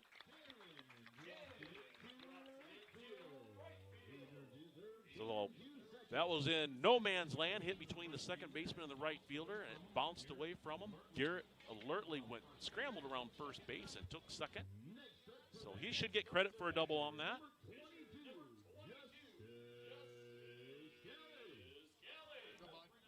That'll bring up Justice Kelly.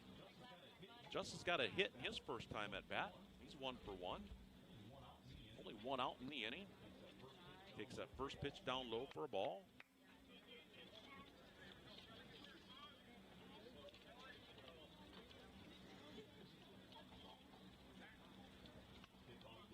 Pickoff move over at third base. But Hebner gets back.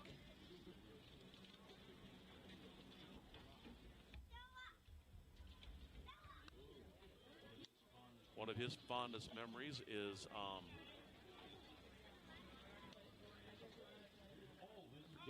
this is with Kane Schmidt.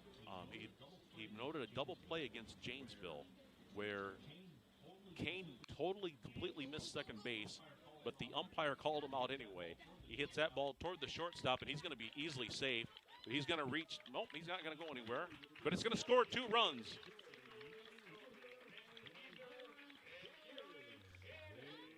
So that'll give him 2 RBIs. I don't think the shortstop was going to get him anyway.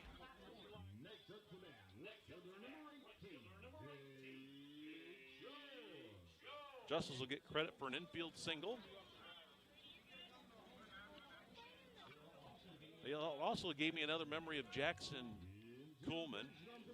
Last year, was it last year? No, 2 years ago. Jackson didn't play last year because he was injured. 2 years ago, Jackson got cleated at the Belle Plaine game, and he required to have stitches. And that was a memory that Blake Boer also brought up. That was a painful memory. Kuhlman stayed in the game, if I remember correctly. And Boer ended up calling his parents, Wendy, and they met him, where did they meet at, you said? In Gilbertville, and took him on to get stitches.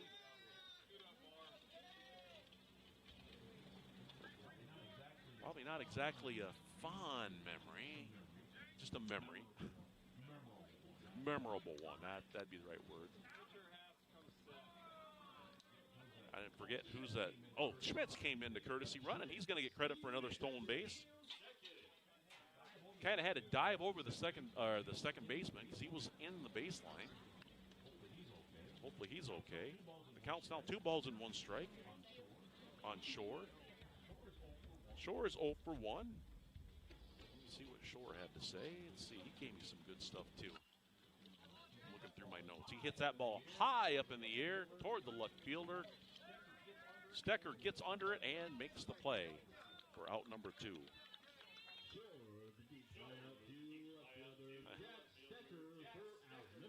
So Jake also shared a funny memory, and this just happened yesterday. He got a fond memory of Blake Hesse sitting on Jackson's head yesterday. Oh. That pitch is taken for a strike.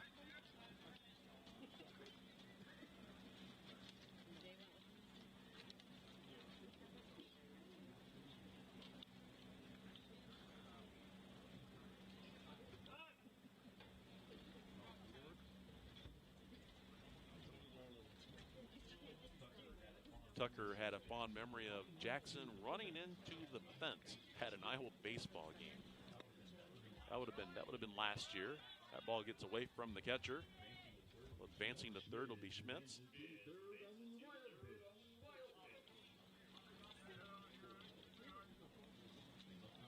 They must not have been looking where they were going. That was a memory that Tucker shared with me on Jackson Kuhlman.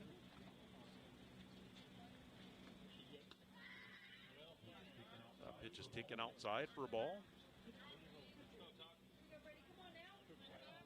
Jackson's batting .340 on the season. He took a walk his first time at bat. Here's the pitch. That pitch is taken for a strike. Evens the count, 2 balls and 2 strikes.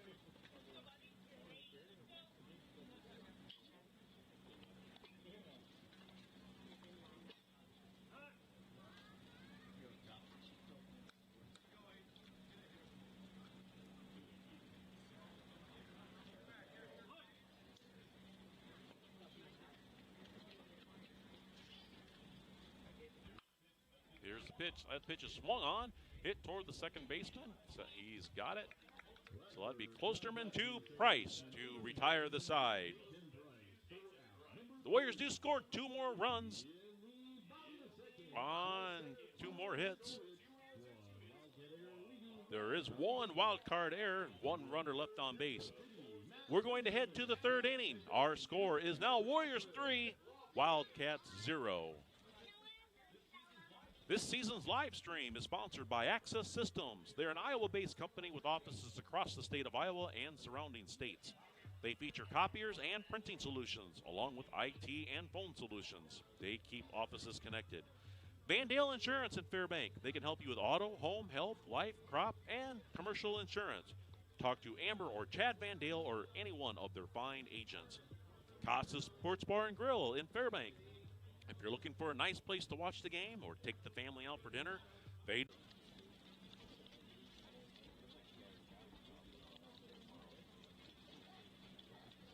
This is sitting at 27 pitches so far. The Klosterman hits that one toward the third base side, but foul.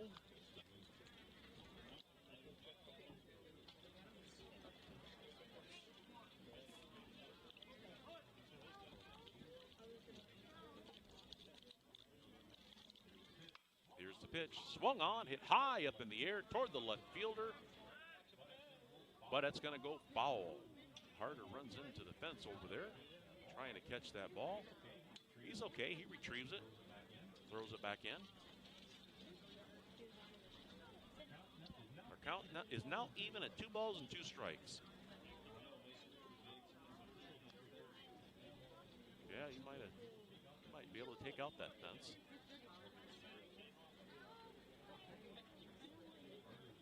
Carter is going on to play football for the Upper Iowa Peacocks next fall.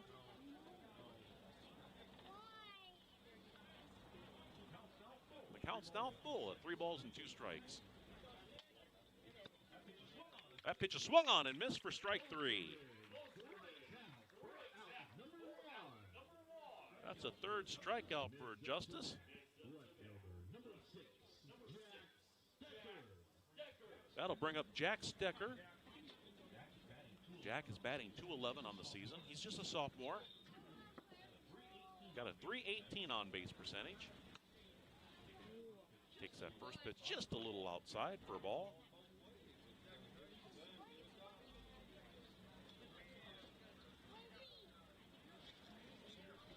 Here's the pitch. That pitch is taken for a strike. That caught the outside corner of the plate.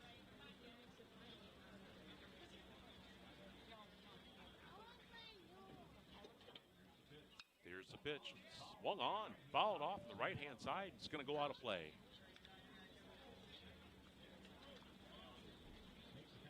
Makes the count 1 ball and 2 strikes.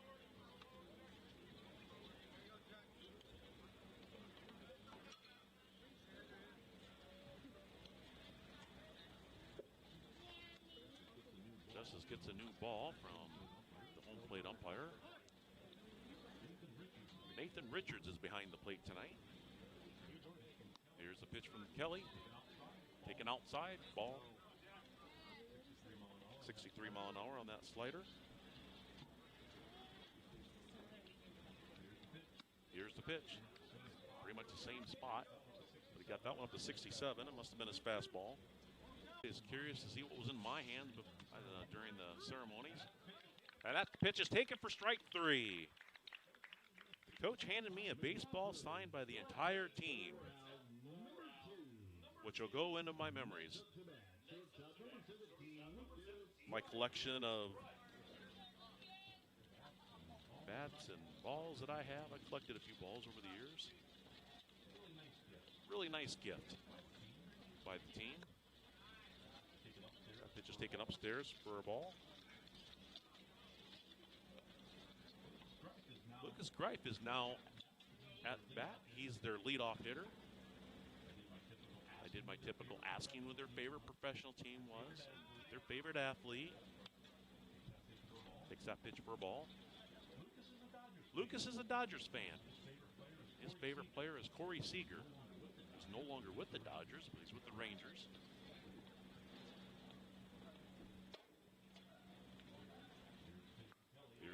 Kelly taking for a strike.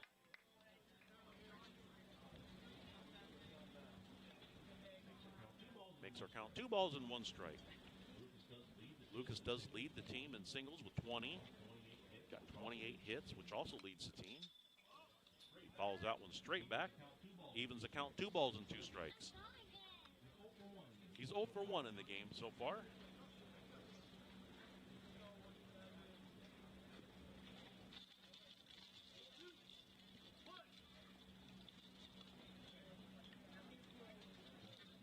Justice looks in for the sign. He gets it. And here's the pitch. Swung on, hit toward the third baseman. Hesse bobbles it. He picks it up, throws it over to first, but he's going to be safe. On the error by Hesse.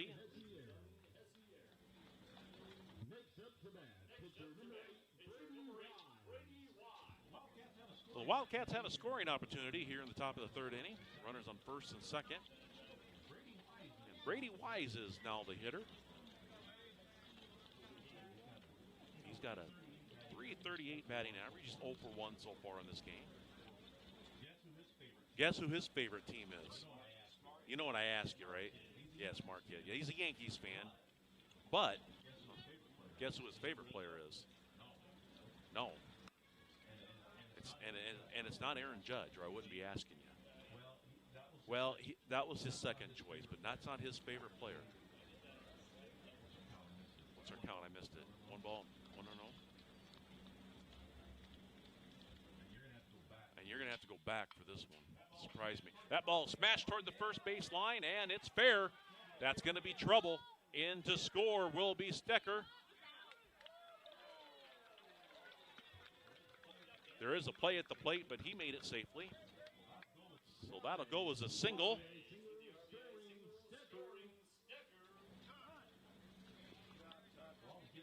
So I'll give the Wildcats their first hit of the inning. That ball just snuck in on the fair side of the first base bag, making our score 3-1.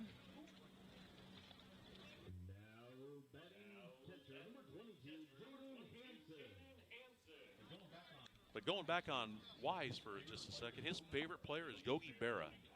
Yogi. He's not a catcher. Jaden Hanson, his favorite team is the Dodgers. He likes C.J. Stroud as his favorite athlete. He's the quarterback out of Ohio State that just got drafted. Runner takes off for second. He's going to get a stolen base.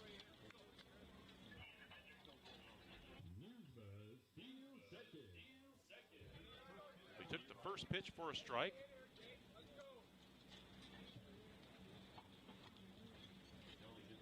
Kelly gets a sign, and here's the pitch. That pitch is taken outside for a ball.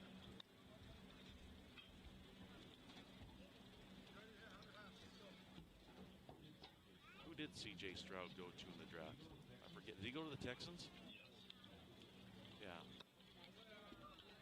Ooh, that pitch just misses. Makes the count 2 balls and 1 strike.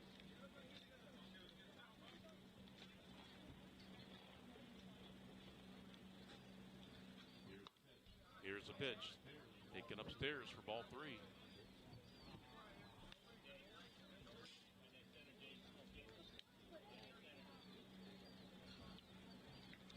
On base. We'll head to the bottom of the 3rd inning. Due up for the Warriors is Kuhlman, Bellis, and Hesse. We'll be back here in just a moment.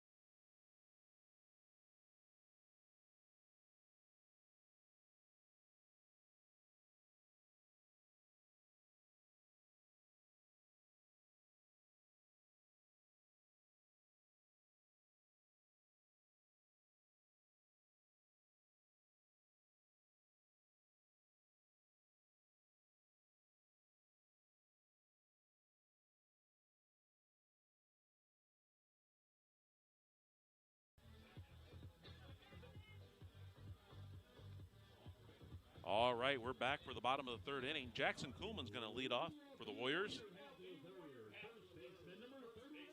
He walked his first time at bat. I do have another Jackson memory to share. He hits that first pitch high up in the air, drifting foul, and he makes the play.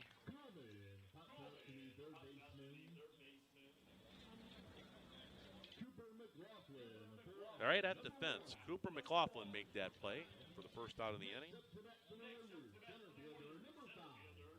But it's the memory that Manny Hebner gave me.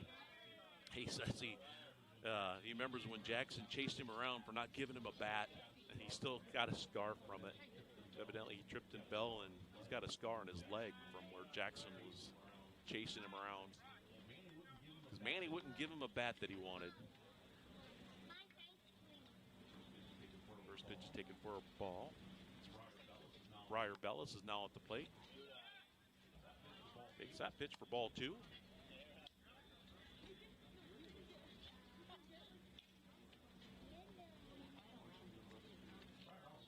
Briar also said he likes hanging out with all of them on the bus, all the seniors. He hits that ball out of play for strike 1.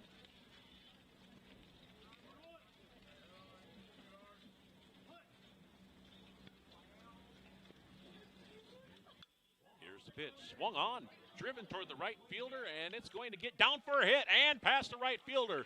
Rounding first and heading toward second is Bellis. He'll be in for a standing double. So that's Bellis' second hit of the game.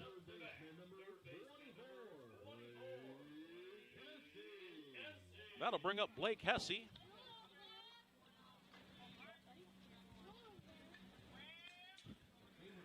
A favorite memory that Blake was struggling coming up with something for a senior moment. Here's the pitch, taken for a strike. And Hesse finally came up with one. He remembers when Jackson got hit in the private area 3 times in practice. Like, that's a good memory.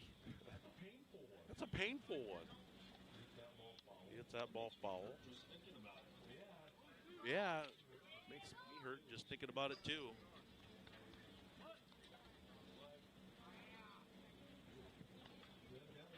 Evidently he did. Jackson's a tough guy. So that would be the second Jackson got hurt story. First one being that he got spiked in the leg, required stitches.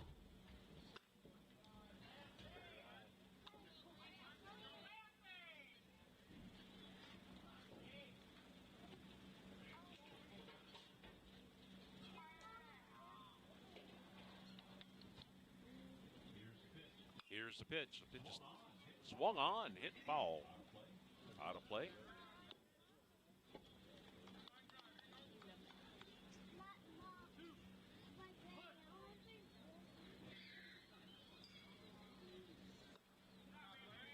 That pitch is taken upstairs for ball 3. So Hesse's battled back, made the count full.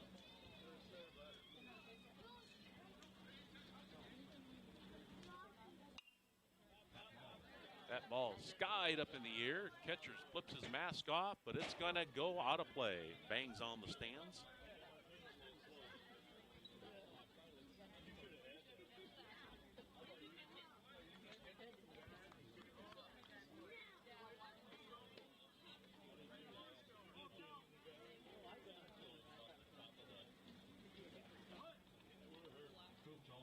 Coach also had some memories to share that I want to pass along to you. That ball is skied up in the air toward the right fielder. Klosterman makes the play for out number 2.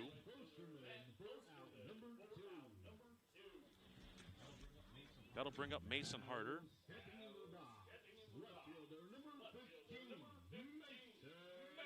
And I'll just read the comments from the coach on Mason Harder. Said, I don't have many memories of Mason since this is his first year. I do know that each week of our season he improves. His batting average has gone up every week. That ball does get away from the catcher.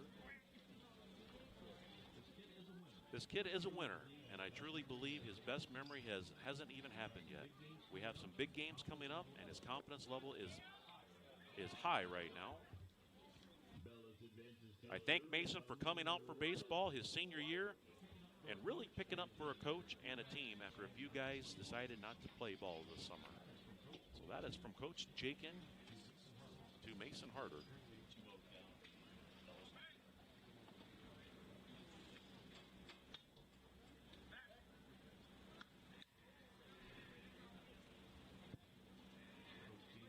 Coach gave me one on each player, and I'll read them when they come up to bat.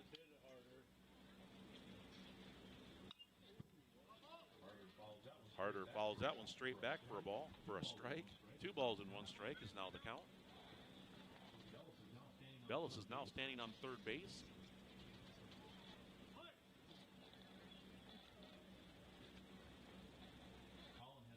Colin had some nice things to say about Mason as well. He's always one of the first guys here.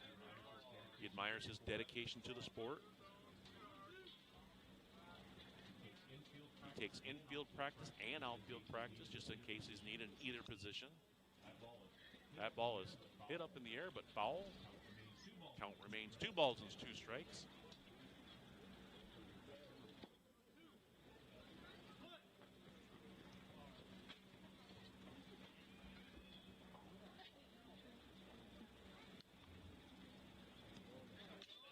That pitch gets away from the catcher. In to score will be Bellis with the 4th run of the game. That'll make the score 4-1 now. Warriors over the Wildcats.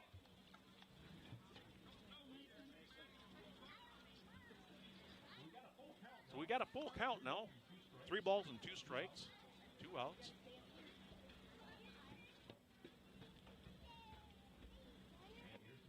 And here's the pitch. Swung on, hit past the third baseman, down the left field line. Harder rounds first, and he'll hold with the single. So that'll be the 6th hit for the Warriors.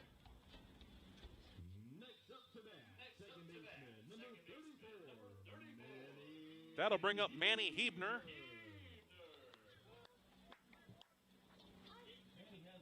Manny has his favorite memory of Justice. He enjoyed umpiring with him.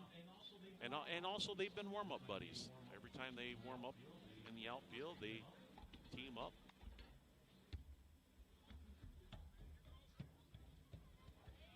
Wise throws over to first. Harder is back in safely.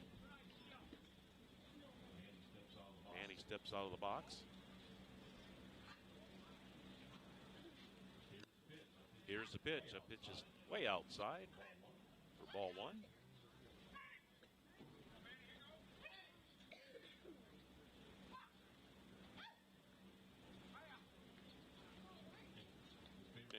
His favorite memory of Kane was chasing Garrett around for saying funny things.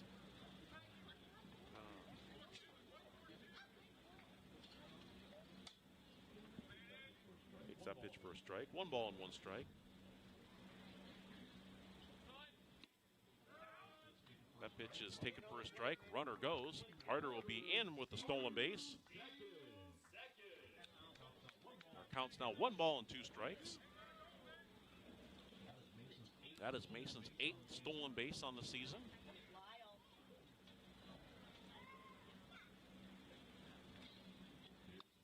Here's the pitch. Outside for a ball.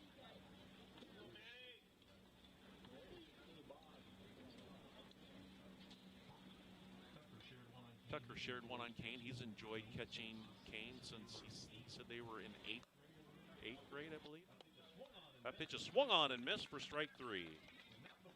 But not before the Warriors push another run across the plate on a double by Bellis. And he later scored on a wild pitch. That'll make our score 4-1. We're going to head to the top of the 4th inning. We'll be back here in just a moment.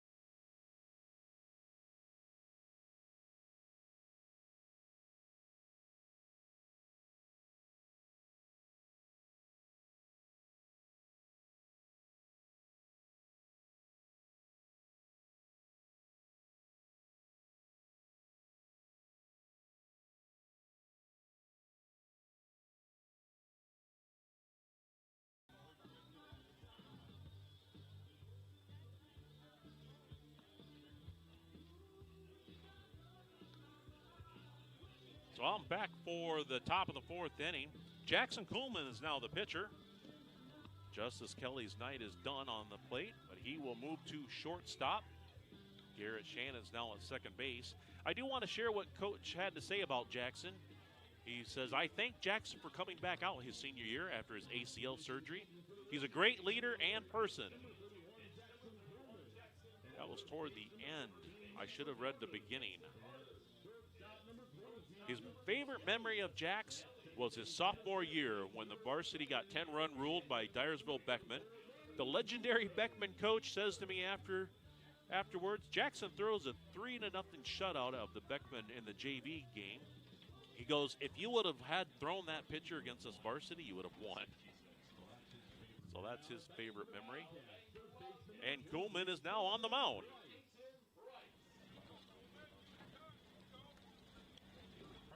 David Price is now batting for Central City. Dayton Price, I should say. The numbers on Jackson is he's pitched in 2 games. He started once. That was against Columbus. That pitch is taken outside for a ball. He's 0-1. Got an ERA of 0, though, because all the runs that scored in that game were unearned. That pitch is way outside for ball 2.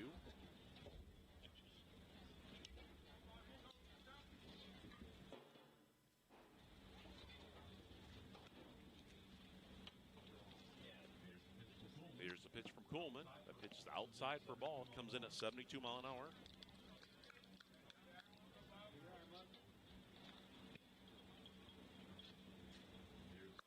Here's the pitch. Outside for ball 4. So a 4-pitch walk for Price.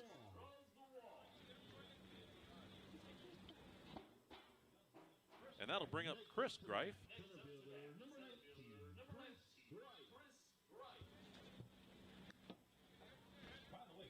By the way, Price's favorite team is the Cubs. He's a Cubs fan, but his favorite player is Bo Jackson. I've been getting that quite a bit lately.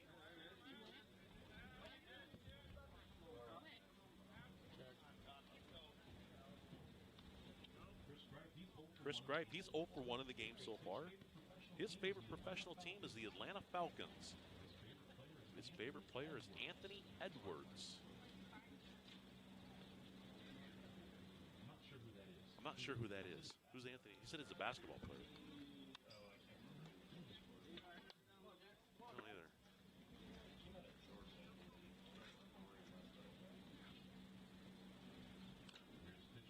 Here's a pitch from Coolman. Still unable to find the plate. 3 balls and no strike.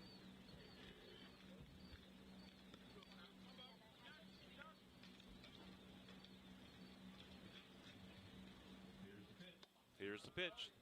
That's taken for ball 4. So that'll put runners on first and second. Nobody out. That'll bring up Aiden Klosterman. He's a junior.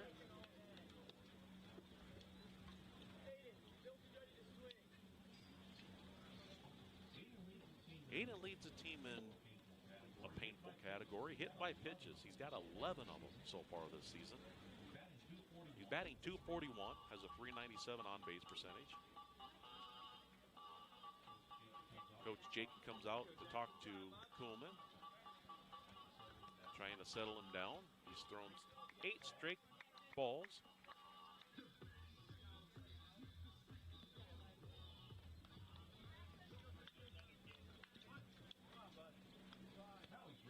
Now he's ready. Here we go. Here's the pitch from Coolman. Outside, ball 1.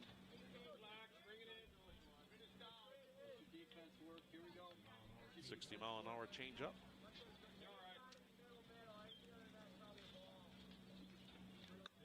Here's the pitch. Unable to find the handle on that. That's 57.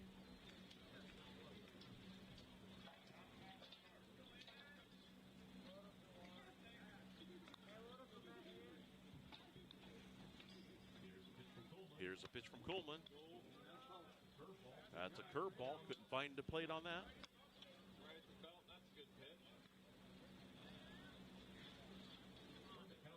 Run the count, 3 balls and no strikes. Klosterman shows bunt, but he's going to draw it back, take a strike. 76-mile-an-hour fastball.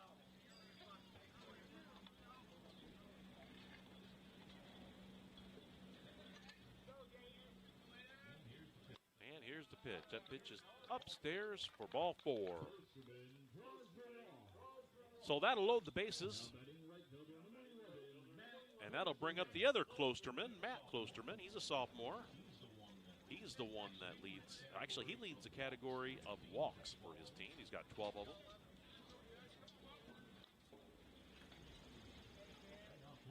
Right now, Coleman is just focused on throwing strikes. And there he gets one for strike 1, right over the plate.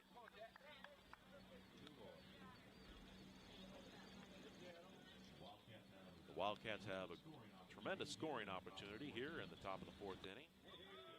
Here's the pitch at strike 2. Coleman may have found a strike zone here. Here's the pitch. That breaking ball couldn't quite find the plate, but that's just ball 1.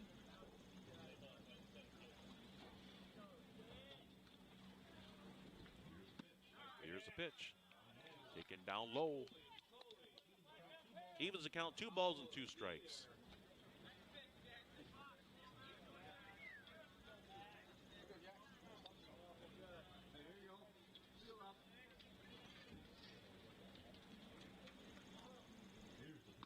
Here's the pitch. Swung on and missed for strike 3. That's the first out of the inning.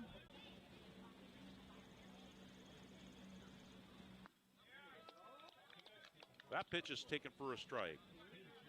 Kane shared with me a memory. His favorite memory of Jackson was the home run he hit at Appleton Parkersburg back in junior high. I remember that as well. I was there. Swing and a miss for strike 2. Makes the count 1 ball and 2 strikes. Here's the pitch. Swung on, fouled off. You can hear it ring off the pole. Count remains 1 and 2.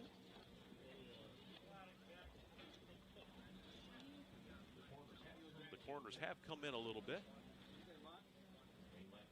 They might come home with it if the ball's hit their way.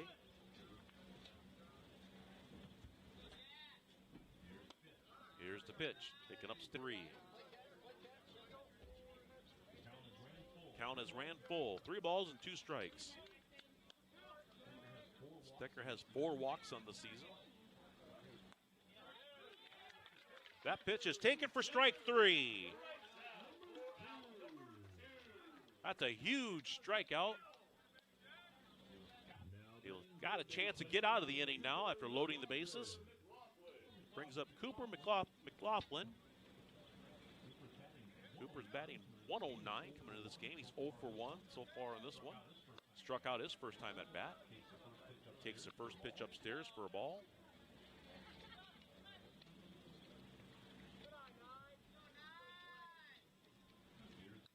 Here's the pitch. Swung on, fouled straight back. Evens the count, 1 ball and 1 strike. And McLaughlin, he's another Yankees fan. That's 2 of them. Favorite player, though, is LeBron James. I got that from like 3 different players. LeBron James. Jack Stecker's favorite player is LeBron James as well.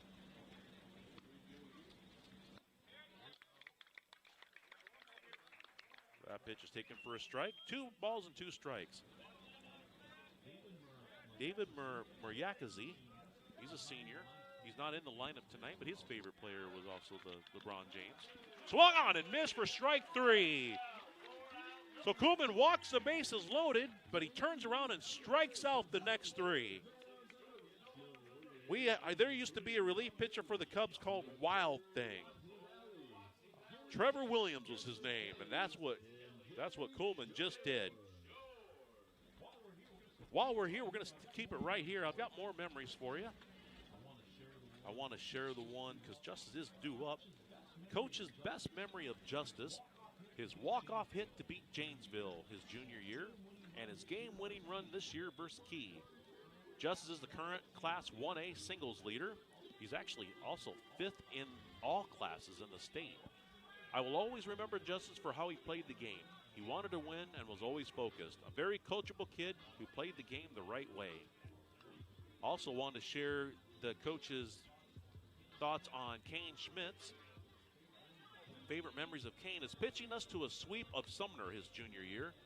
I will miss all my baseball conversations with Kane over the past 5 years. We both love to talk baseball. And then I got Jackson, I've done Masons. So that's the notes from the coach. Kane also shared his favorite memory of Justice as the walk-off hit against Janesville. Jake Shore also mentioned it because he scored the game-winning run on that play. So that was his favorite memory of Justice. And Colin, the coach Colin Bergman. He loves the way Justice reacts to every hit. He does a little head thing when he gets on base with the hit. And he's got 2 more of them tonight. Another one that Jake gave on Kane, he loves giving Kane crap for drinking Celsius. And I asked him why. Because he says Celsius tastes like crap.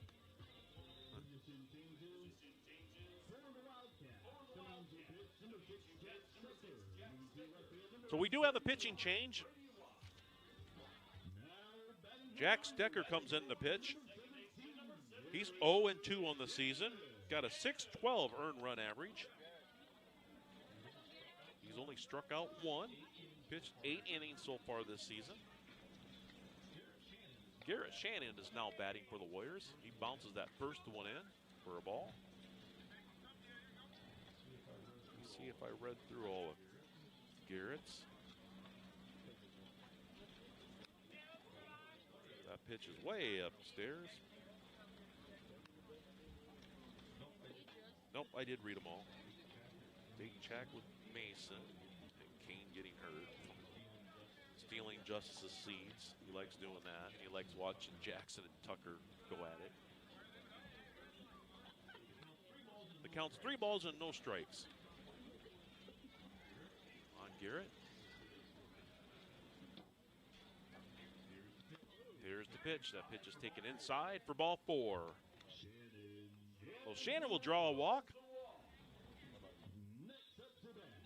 That'll bring up Justice Kelly. Justice is 2 for 2 so far this game. He's got 2 more singles. Like I said, he came into this game. He's 5th in all classes in the state of Iowa in singles. He leads Class 1A in singles. He's got 2 more, so he might climb that ranking overall anyway. Takes the first pitch upstairs for a ball.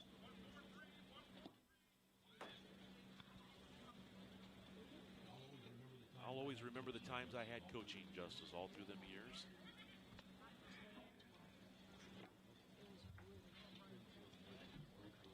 Coach with another parent.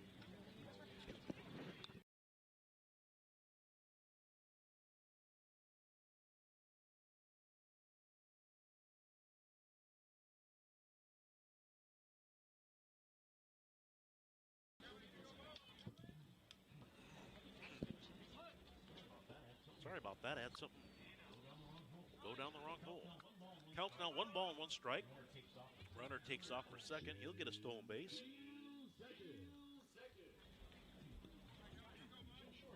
Jim Shore used to coach with me all through the travel ball years.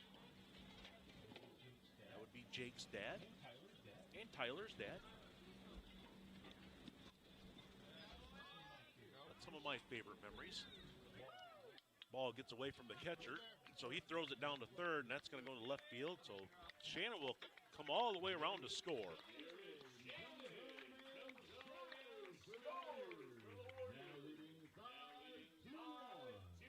Our count's now 3 balls and 1 strike. I'm sure if Justice gets something to hit here, he'll swing at it.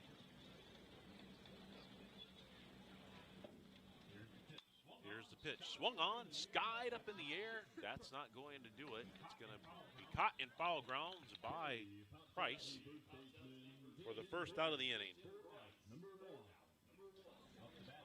Up to bat is Jake Shore. Jake is 0 for 2 in the game so far. He comes into this game. He leads the team in runs scored with 36 of them, batting .393. Takes that first pitch for a ball. Must have been high.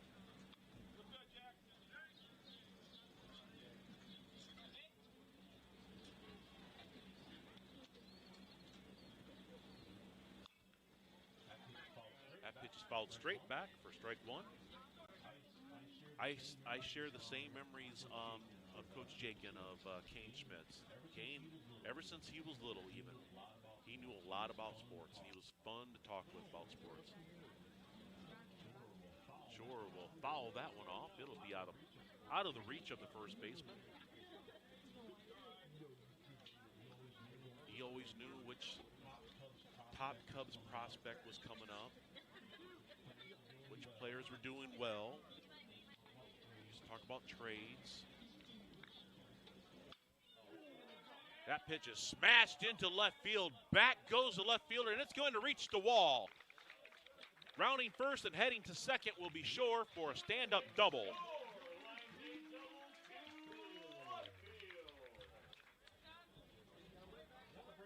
And that'll bring up Tucker Latterberg.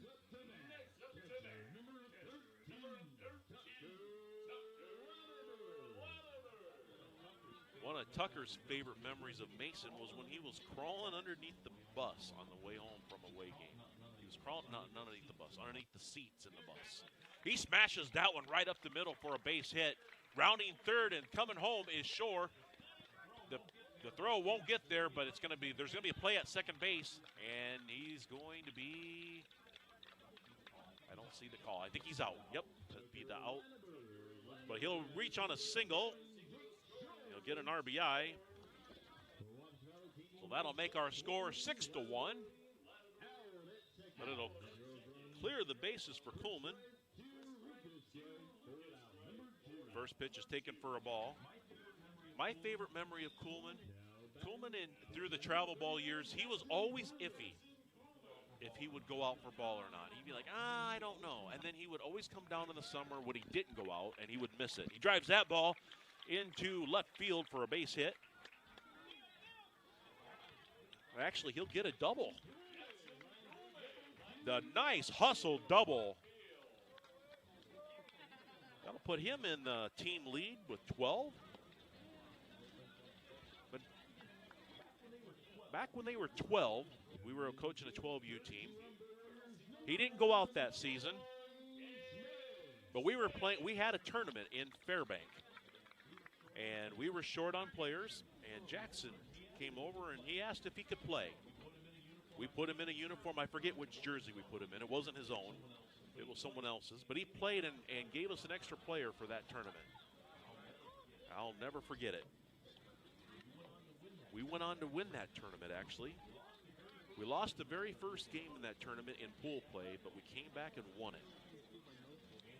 We advanced into the brackets, and we knocked out the two teams. Knocked out Independence, who was very good that year. Beat them 12-11. And that game was rainy. Boy, we got a lot of rain that day.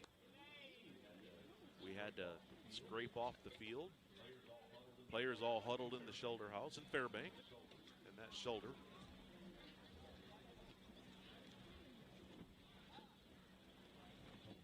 I'm telling stories and I'm forgetting to count. Oh, it's 1-2 strike. That ball is hit high up in the air, and it's going to get caught by the shortstop to retire the side. But the Warriors do score another run. The score is now Warriors 6, Wildcats 1. We're going to head to the top of the 5th inning. We'll be back here in just a moment.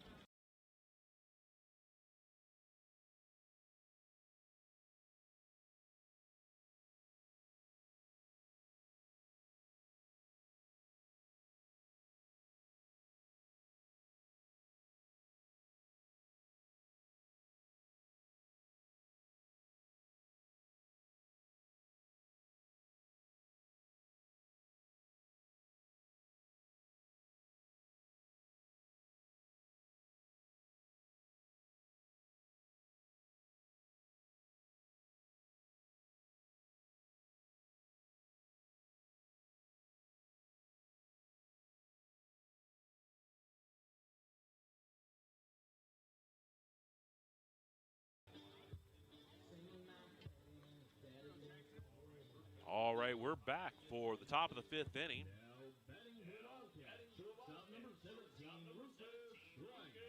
They've got the top of their lineup up. Lucas Greif is the leadoff hitter. He's 0 for 2 in the game. Coleman is still on the mound for the Warriors. Takes that first pitch down low for a ball.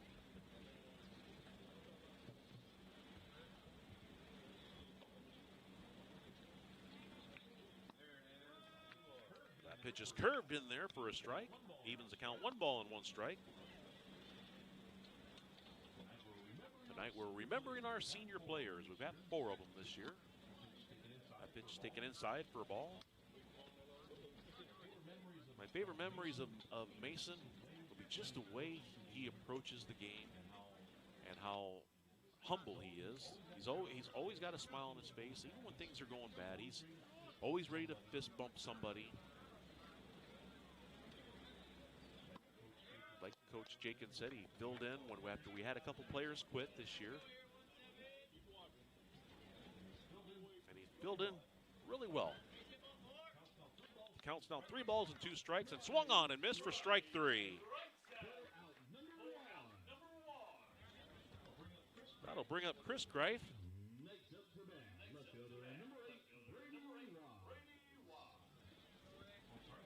I'm sorry, that's Brady Wise is up. He's the second hitter. He's 1 for 2 in the game so far.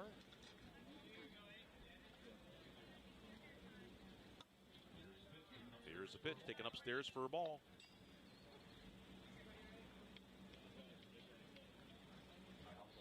I also had the pleasure of coaching Kane and Jackson and Justice in basketball as well. They were fun to coach. We had some good teams. Had some good times. They enjoyed themselves, I'm sure. That ball gets away from Tucker.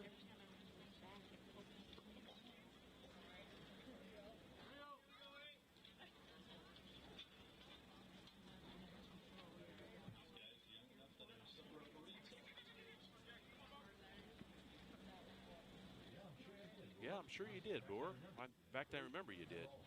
That ball is taken for ball 4. That'll bring up Jaden Hansen. He's a junior.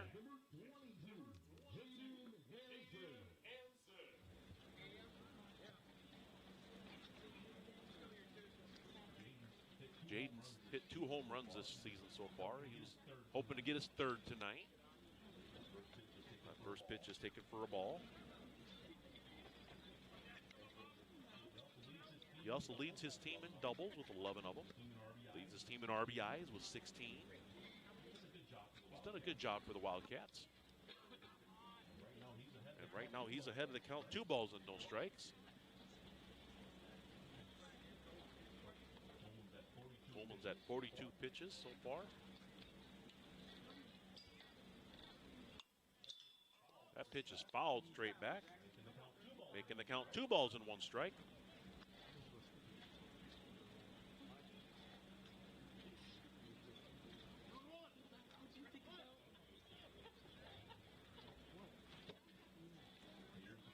Here's the pitch.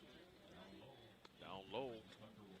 Tucker will throw over to first base, but Weiss gets back. Our count is now 3 balls and 1 strike.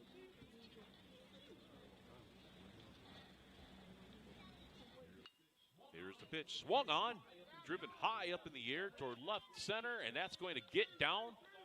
Bounce off the fence. Justice hustles to the end, and he's going to get the runner at second. He's got him. Really nice play. Good job by Mason Harder. No, that's Manny Hebner. Hebner's in left. He went back quickly to grab the ball. He threw it into Justice, who threw it to Shannon to get the runner at second base. Very nice play by the Warriors. I'm sure Hansen was thinking double all the way on that. But Weiss, for whatever reason, didn't see the play and must not have tracked where the ball was going, because that ball was well over Manny's head, and it reached the fence on the fly.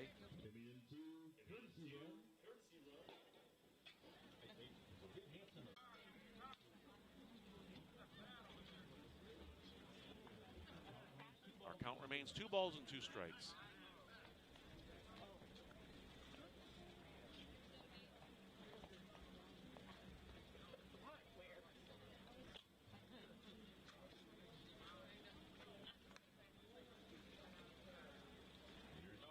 Here's the pitch. Swung on, fouled off.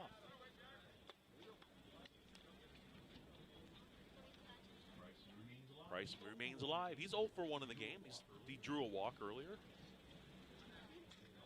I think that was last inning, when Coleman was struggling to find the strike zone. And here's the pitch. Swung on, skied up in the air. Shore is under it, and he makes the play for the 3rd out in the inning. So no runs scored off of 1 hit. No errors, 1 runner left on base. We're doing favorite senior moments tonight. Like I said, if you've got anything to share, drop it in the YouTube chat. I'll be sure to read it off. It could be something funny, just something you remember. It doesn't have to be baseball related.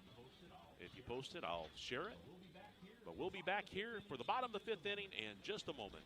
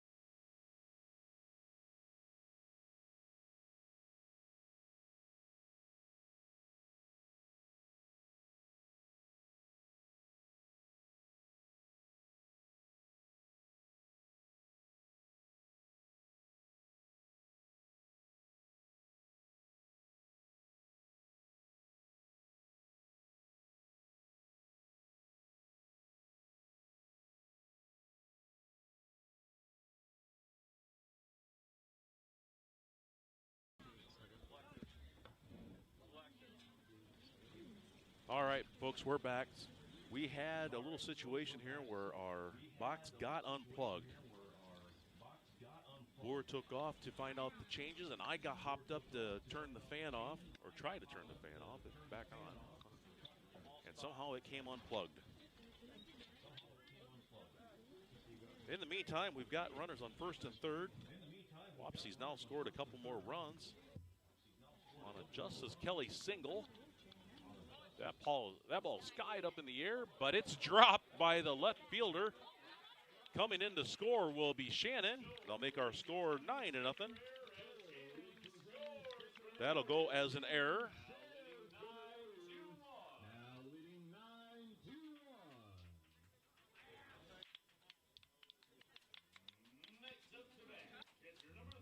Try and update the scoreboard here. And there you go.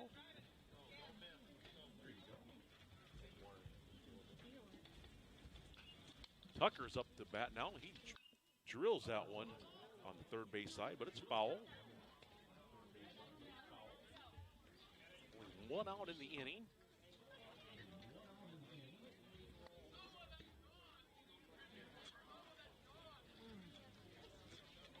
Runners on 1st and 2nd, not 1st and 3rd. Right down here. That pitch is taken for a ball.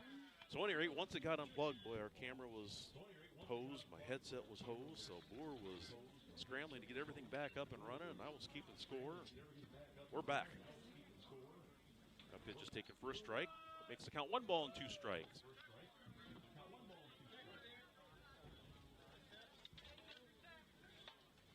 I'll look through these notes here just to make sure I've read everything.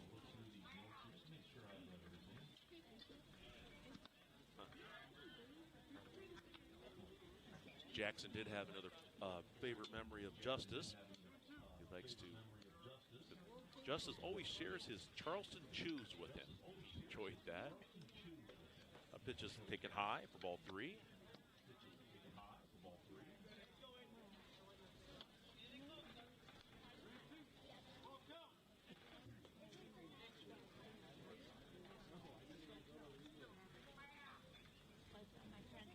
That pitch is skied high, but it's going to go out of play over our heads. Count remains 3 balls and 2 strikes.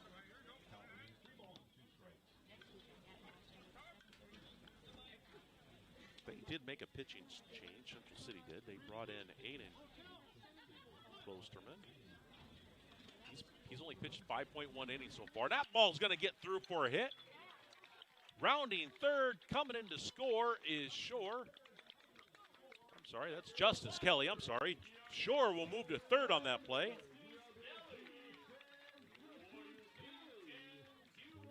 That'll make our score 10-1. That'll bring up Jackson Kuhlman. Jackson is 1 for 2 in the game. I did ask Caden Dana if he had any senior memories. He thinks it's funny when Jackson gets mad.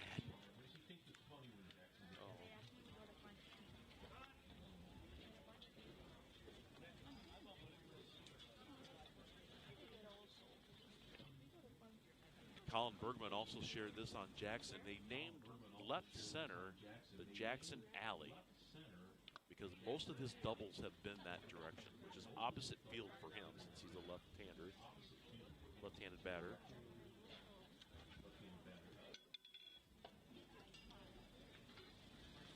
That pitch is fouled straight back for a strike. Colin Bergman also shared this on Kane. When he explains something, he talks 1,000 miles per hour, and he does. He tends to get excited and he talks really fast.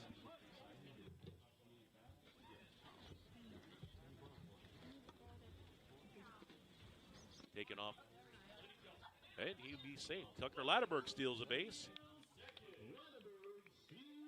Our count's now 2 balls and 1 strike.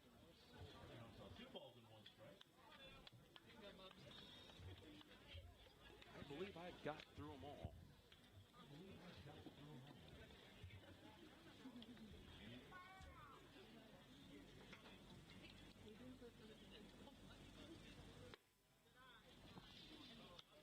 I think I have them. Huh? I did. I read through them all. 3 balls and 1 strike on Kuhlman. That ball is chopped foul on the first base side.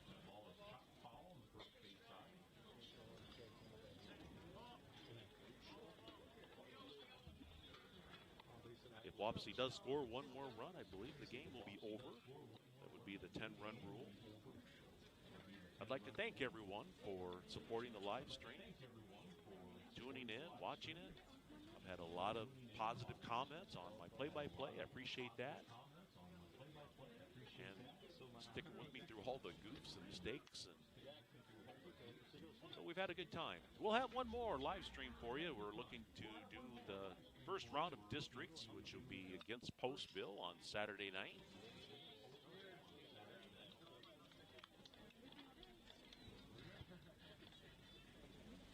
It'll be the first time in district play for the Warriors under the lights. Looking forward to it. That ball is taken high for ball 4. So that'll load the bases. And that'll bring up Kane Schmidt. He's being brought in as a pinch hitter. He gets a big hand from the crowd. Give me an opportunity to mention Kane's number. He's batting .222 in the season. He's got a .447 on-base percentage. He was leading the team in walks with 19 of them for right up until yesterday. I'm sure Kane's excited to be able to play again. He got cleared today to play. Coach brought him in as a pinch runner for Justice a couple of times when Justice got a base hit. And now he's in as a pinch hitter. Here's the pitch, taken up high, upstairs for a ball. He's in a great RBI situation. He's got 6 of them on the season. And that pitch is taken for a strike. Makes the count 1-1. Crowd thought it was a little low. Might have been.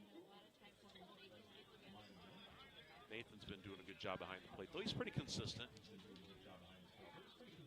Well, that pitch is taken down low, and it gets away from the catcher, Hansen, but no advancement by the runners. Makes the count 2 balls and 1 strike. And that's kind of nice, because you know what? It'd be nice to see, to be able to see Kane end the game. He can end it right here. Base hit, walk, anything. That ball is get high up in the air on the right side, but it's going to go out of play. Evens the count, 2 balls and 2 strikes. Kane was warming up down in the batting cage. Anticipating perhaps getting into tonight's game. And here's the pitch. That pitch is swung on, hit up the middle, and that's going to do it. That's the game-ending hit by Kane Schmidt. The Warriors win. Great job by all the seniors tonight. They've had a great season. This was their 22nd win with just 10 defeats. They earned the number 2 seed in district play. And they all rushed Kane because they know how hard it took for him to battle back. He got hurt a few seasons ago, and now they'll shake hands with Central City.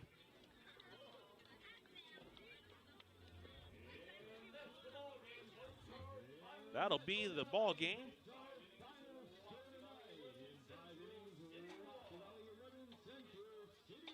The Warriors finished with 12 hits in the game. In 25 at-bats, they scored 11 runs. Took 6 walks, only struck out once. Leading hitter of the game, Justice Kelly went 3 for 4, had 3 RBIs. Tucker Ladderberg also went 2 for 4. He had 2 RBIs.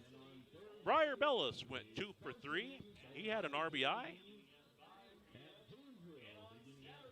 Winning pitcher, I believe, will be Justice Kelly. He's now 1-0 on the season. He gave up no earned runs. 1 run did score on an error. Only allowed 1 hit. Walked 1. Struck out 4. Jackson Kuhlman came in relief. He didn't allow any runs despite allowing 4 walks. Gave up 1 hit, but he also struck out 4. For Central City, they ended up with 2 hits, scoring 1 run. They walked 5 times, but they struck out 8. Their losing pitcher will be Brady Wise. He's now 1-4 on the season. And the Wildcats will drop to 5-19 overall, the record. Again, I'd like to thank everyone for tuning in all season long. The next game for Wapsie is they'll be at New Hampton tomorrow night with the varsity game starting around 7 o'clock. Central City will be at Sigourney tomorrow night with varsity starting around 5:30. Thursday's game will be in Janesville, and that'll conclude the regular season. Our next broadcast will be Saturday night, first round of district play.